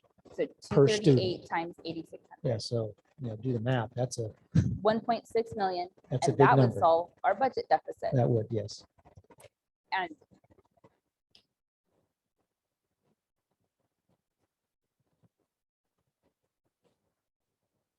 but we have no idea. We don't know that information, Jeannie. But if we sent out a survey and could capture that information, we would know that. We have no idea. And we need to find out. I mean, to me, okay, as a small business owner, if I lost 5 full-time clients that are regular, I'm like, what's going on? Am I not returning calls? Has something happened? Is there a personality conflict? That's a symptom of a bigger problem, and we need to address it and find out why. No, you have to fill out a form every year to choice your child out of the district. The district gets that. Yes, you do. Yes, you do. So the district knows who the kids are, knows who the parents are, and knows that information. We can send this letter out. Well, I mean, it's worth trying. and I don't will tell disagree. you that parents have said, I went in, I filled out a choice form, and nobody said, but why? But why am I taking my kids out? I know there's multiple guys I work with that all either take their kids across or to Bickelton. A lot of foster kids are in Bickelton. Quite a few. Mhm. And the guys I work with, and they said straight up, it's because of the mass and the fact that we closed down in Bickelton and Patterson. Let's find that out. Why, I mean, that's what they've Yeah. told me, straight up. And now that the kids are there and they've been there, they're gonna leave. And maybe we could find out what they like about that program and that school, and what it would take to bring them back, if anything. Yeah, well, I mean, eventually, high school, they don't have a ton of choice, but I know the people I know, it was straight up because we were closed in Bickelton and Patterson. It But was in person. So again, I'm just saying, let's find out. No, I put don't that out disagree. there. I don't disagree. I think it's a good idea. And that's, I mean, maybe over the summer, we make a list for sometime between now and the end of school of who is. Or maybe when we get ready to start it next year. What time of the year do they have to sign the choice out forms? Before September, before they go out. If they go, but if they're starting the school year somewhere, it would be, usually people are coming in the summer and doing that. So we could compile. Sure. I think we should. I agree. It's not it's a stamp is cheap. Yeah. Write them a letter, ask. Well, and I also think, if they come into the district office, it should be a procedure that, whomever, is in there, they hand them. Form that says. Yeah, in fact, something you had mentioned a while back about, people leaving to go to another district. Why? Maybe that should be part of we could make that part of the actual form. The actual form. I think I that's a mean, they good don't idea. have to give us a reason, I guess. No, but it'd be nice if they had an option, But they might. and that we could compile that information and see Well, I what's. know, I mean, if I was taking my kid to Patterson because we were closed here and they weren't, I mean, if I still had one that age, I would have. And that's exactly what I would have wrote down. A lot of people. Oh, I'm sure. Cool. They have a big waiting list for next year for Well, every class. I do know of the people I know that go to Bickelton, that's why, because Patterson's full. Can we implement that as soon as possible? Adding that description form. So the form they fill out's a required form, but they come in to do it. So unless we get a lot of those by email, we have the parent then, you could just ask them then. That's what I'm saying, but it'd be nice if they could fill something out. And I know that Matt does speak to the parents when they come in, and I know we've had principals follow up too. So it's just formalizing that process and so that we actually are collecting the data, not just having a conversation and not being collected anywhere. Yeah. Makes sense. Well, you're already talking, so are you done, Craig? Deanna, you're up. I will try to be fast. Please. So yesterday we had the bids for Whitstrid. Yesterday, Jason and I were there. There were 4 bids.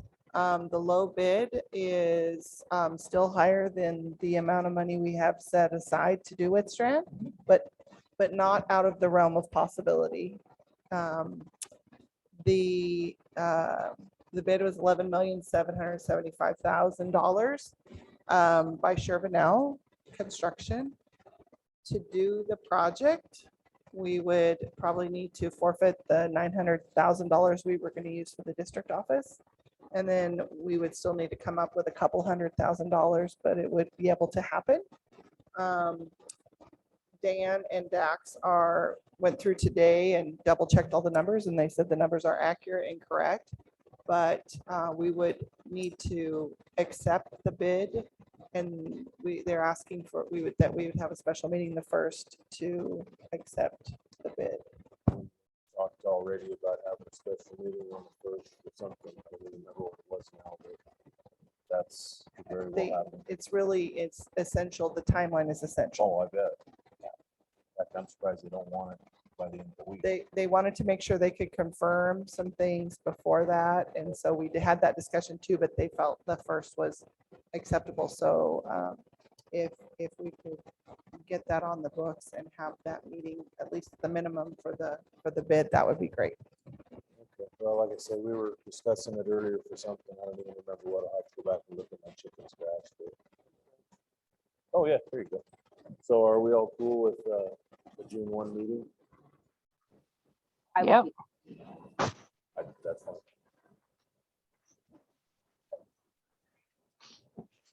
Big, are you still with us? Yeah, I am. June 1 will work. What time? Okay, so June 1 would work for you. Anybody else have an issue? So we'll plan on a June 1 meeting for P cards, for accepting the bid, for I don't even remember now, but we'll plan. Six is good. June 1st at 6. And then, do you have anything else, Jenna? I'll just stop there. All right, Matt, are you feeling it? Yeah, I'm here. I just had like 3 different items. Business manager position. Thank you for all the board members who attended that, and really appreciate your feedback in that process. NHS induction on May 16th. I had an opportunity to attend that. It was well done. And so we have lots of kids doing really well in our classes. Student reps to the board, those interviews and that vetting will need to be on kind of our radars and selecting student board reps for next year. We've done it as late as the kind of August, the end of the summer. Sometimes it's good to have those students do it earlier in the summer so they know kind of their responsibilities for next year. And then COVID, we've had some COVID cases. I am unfortunately an example of that. And so we're still trying to limit the spread as possible and still trying to adhere to safe practices. So I know that we have Craig for a few more months, and we'll be transitioning our new candidate, in that time. But there are a couple things that Craig, P cards came up. We're hoping that we'll get enough traction on that to approve P cards for next year. The budget for next year, which we're working through that right now, some of those decisions and how that will fit together. And then at some point, we also need to approve a resolution for redistricting based upon census, the new information from the census. So that's all I have for the board for now. Thank you for bearing with me as I get better. So. Good. Well, I caught a fair amount of that. We have a speaker on the stage up there that was real fuzzy, and I went and turned it around, not thinking it would need it again. So between my notes and Jason's notes, I'm sure we'll get it figured out. Thank you, Matt. Board reports. Lisa? I do. I have a report, and I have 2 letters I was asked to read, and I'd like to read those. I know some of these points were already made, and perhaps the rest of the board members have received these letters. I was asked to read them, and I would like them to be preserved for the YouTube recording for people that weren't here and for the minutes. School board members, thank you for taking the time to read and or listen to this letter from the Foster High School Social Studies Department. We would like to take this time to express our frustration over the recent sweeping changes that have been drafted by Mr. Ellis concerning the social studies curriculum at Foster High School. On Monday of this week, a colleague of ours shared the draft of the changes he is making to the graduation requirements. The documents are here. There's a link with our department course changes being listed on page 2. We are concerned about the lack of communication and collaboration surrounding these decisions made by district leadership. Our department was not informed or consulted in any way about any of these proposed changes. In the draft of the new changes, 3 of our current courses were eliminated without any communication made with teachers who teach them. In addition, the proposed changes have courses being revamped at great length. Our department was not informed of what this might entail for those teaching these courses. Our social studies department has over 100 years of teaching experience, and we work very hard to provide quality curriculum to the students of the Foster School District. The complete disregard for our input and consideration in these sweeping changes is unprofessional and unacceptable. As valued employees of our district, we deserve to be treated as such. We leave you with these questions. Would one person be encouraged and permitted to change the curriculum of 5th grade math or 7th grade health or CTE courses without communicating with the educators who teach those courses? Why is one person being allowed to make such drastic changes with our 4-year social studies curriculum offerings without a single word of communication? When were we going to be informed of these sweeping changes to our curriculum and brought on board to teach the changed courses? Why is a lack of or absence of professional communication with stakeholders being allowed to be practiced continually within our district? This lack of communication has now become the reputation of district leadership and has come to be expected. Where is the Foster School District headed, and what is our vision as a district? The recent decisions concern us greatly as to what the plan for our students, and school community. We are deeply concerned about the manner in which various decisions are being made in the last week for employees and students of the Foster School District. Thank you for your time and consideration. Respectfully signed by the Foster High School Social Studies Department, Mr. Brett Dillahunt, Mr. Mark Skeen, Mr. Nimrel Joshi, Mr. Jason Kittner, and Ms. Angela Skeen. I have one additional letter.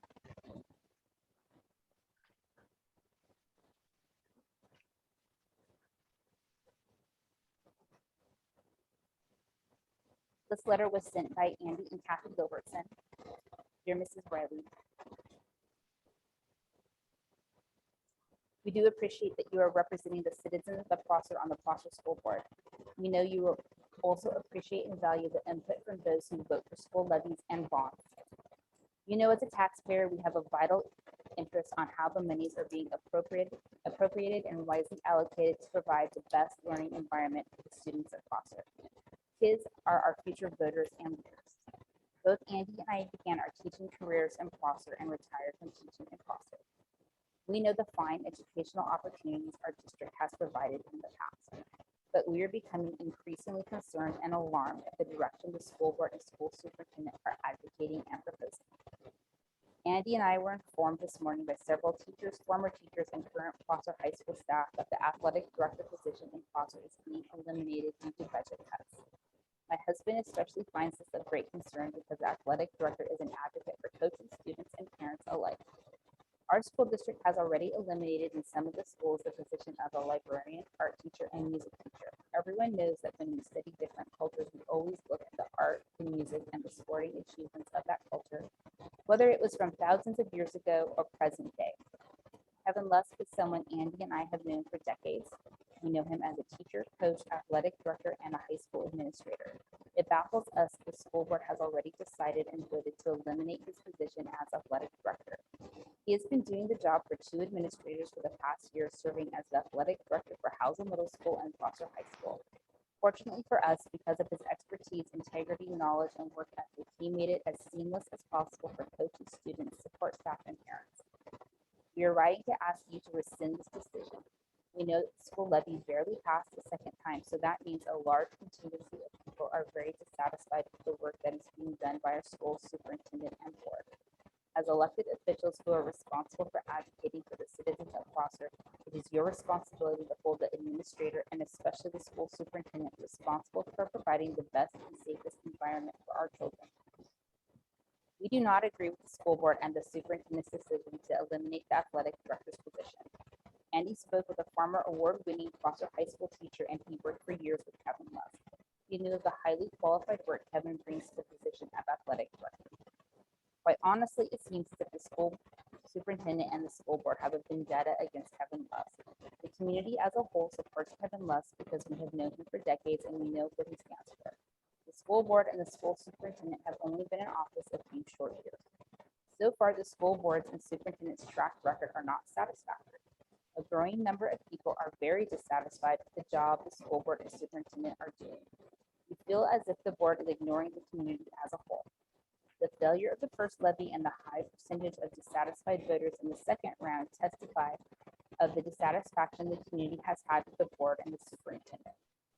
Another great concern we have, and rightfully so, is that the school board, without evaluating Matt Ellis the past couple of years, gave him a 38% pay increase. The people of Prosser chose to bring about the best learning environment they can for the students of Prosser by voting in favor of the school levy. Yet many are concerned that the 38% increase in pay for the superintendent was not in good faith, especially now that the board has voted to get rid of the athletic director position. Andy and I feel that there are other administrative positions that could be done away with over the athletic director. We also think the pay increase for the superintendent should also be rescinded.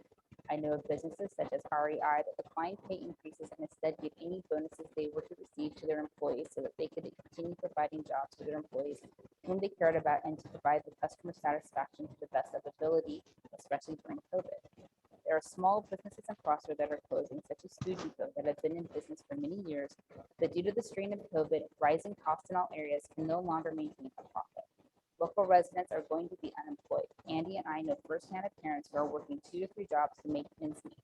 We find it appalling and insensitive that our local school board would give a superintendent a 38% increase in pay and now tell the citizens that due to financial constraints, the athletic director position is to be eliminated. We know that our state districts receive large sums of money from the government for COVID relief.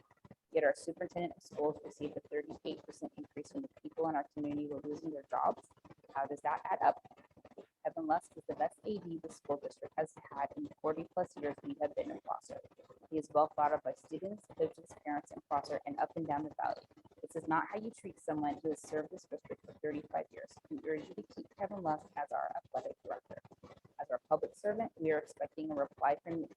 We will be watching what decisions are being made at the Wednesday night school board. We will be there. We would be there in person, but a family need has called us away. As such, we are hopeful for a wise decision from you and the board. With all due respect, signed, Kathy and Ann. And those were the communications I received, and I said I would read. I think we all saw, we had 24 people speak tonight, plus the 3 student reps, 27. And I think it would be short-sighted if we didn't recognize the community output tonight. I think it needs to be considered and to take steps or consider what can we do to not further erode trust. We need to work with the community and have that trust, or we're going to have bigger problems going forward. And I think it's something to keep in mind. That is my report. Yeah, I received this 2 letters.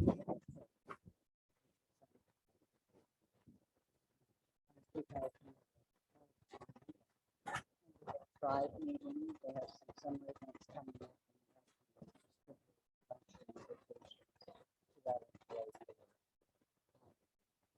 Just a side note, I went to ribbon cutting out of Cleveland homes just to see what they were like, and I found that interesting because today I did a bus ride along with her, and she had that job.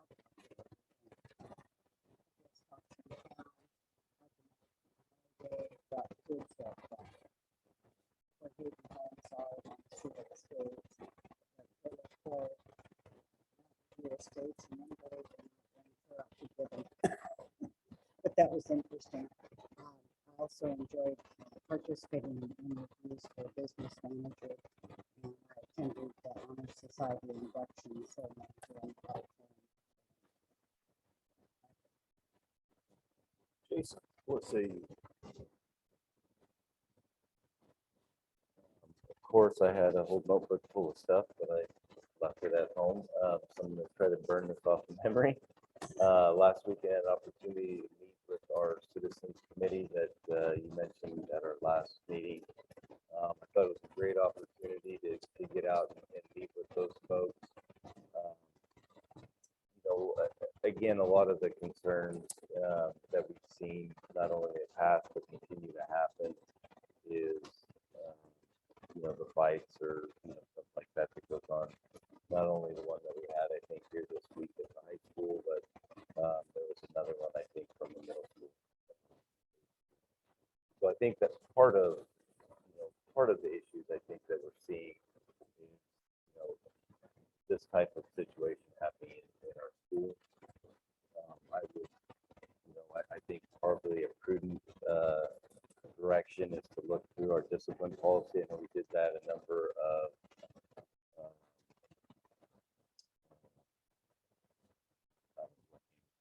work sessions ago, I believe.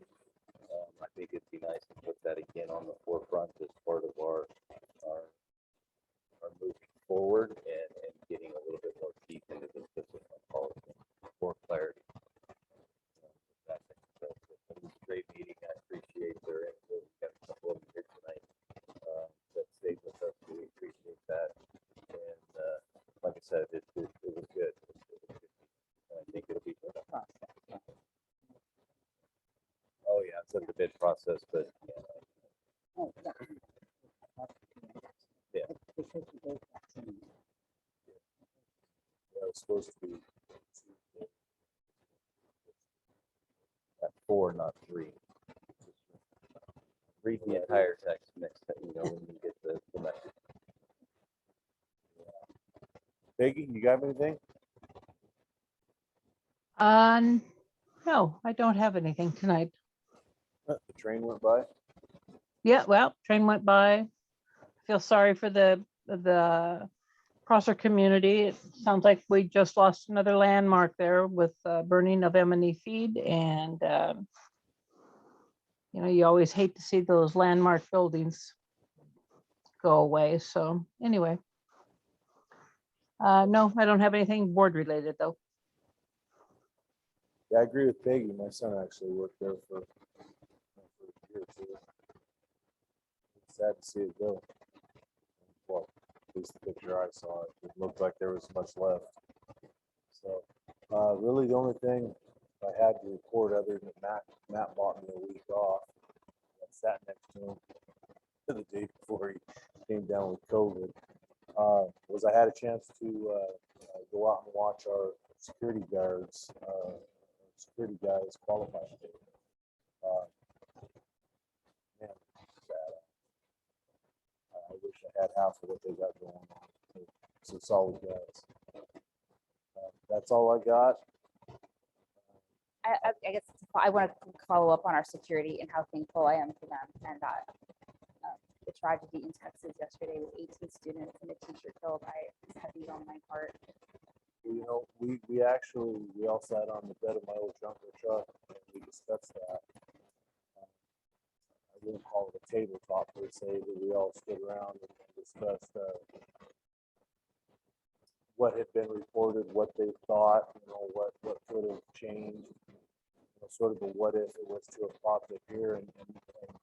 And actually the school down there, I guess, was not what they would consider a soft target. It had all exterior doors locked. It had an armed security. It had people patrolling the parking lot. They were kind of vague as to how the guy got past the security, whether he was the first one shot or whether he was just outgunned. But apparently one of the doors had been propped open or something. Just worst possible time and worst possible way things played out. So I did note that other local school districts had commented on their Facebook, on their social media, and how to talk to your kids about a crisis. And I would think it would be nice if the Foster School District would do the same outreach. We do have a Facebook page, right?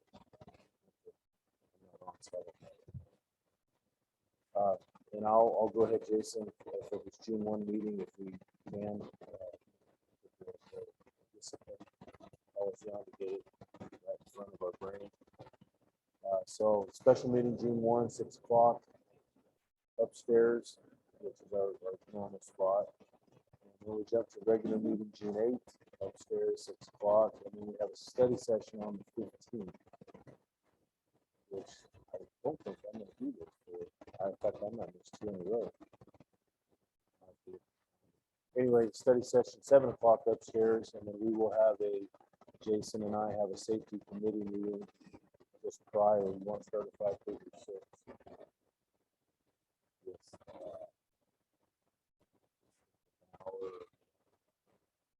Okay, well, if we can work it out, if not, we'll let everybody know it's not an official meeting anyway. And then the last one on the list would be it still has an auditorium list. Just noticed that. The last one on the list would be the June 22nd meeting, which will also be upstairs 6 o'clock. And I got nothing else. Does anybody else have anything they want to say, do, wave, throw anything at us? When are we making a decision on what?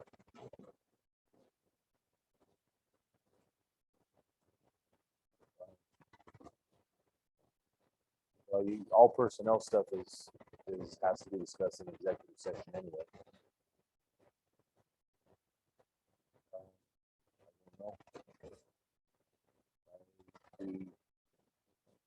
No, it is, but there is a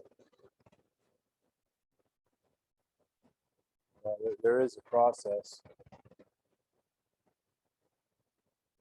All right, guys, nobody has anything else? Meeting adjourned.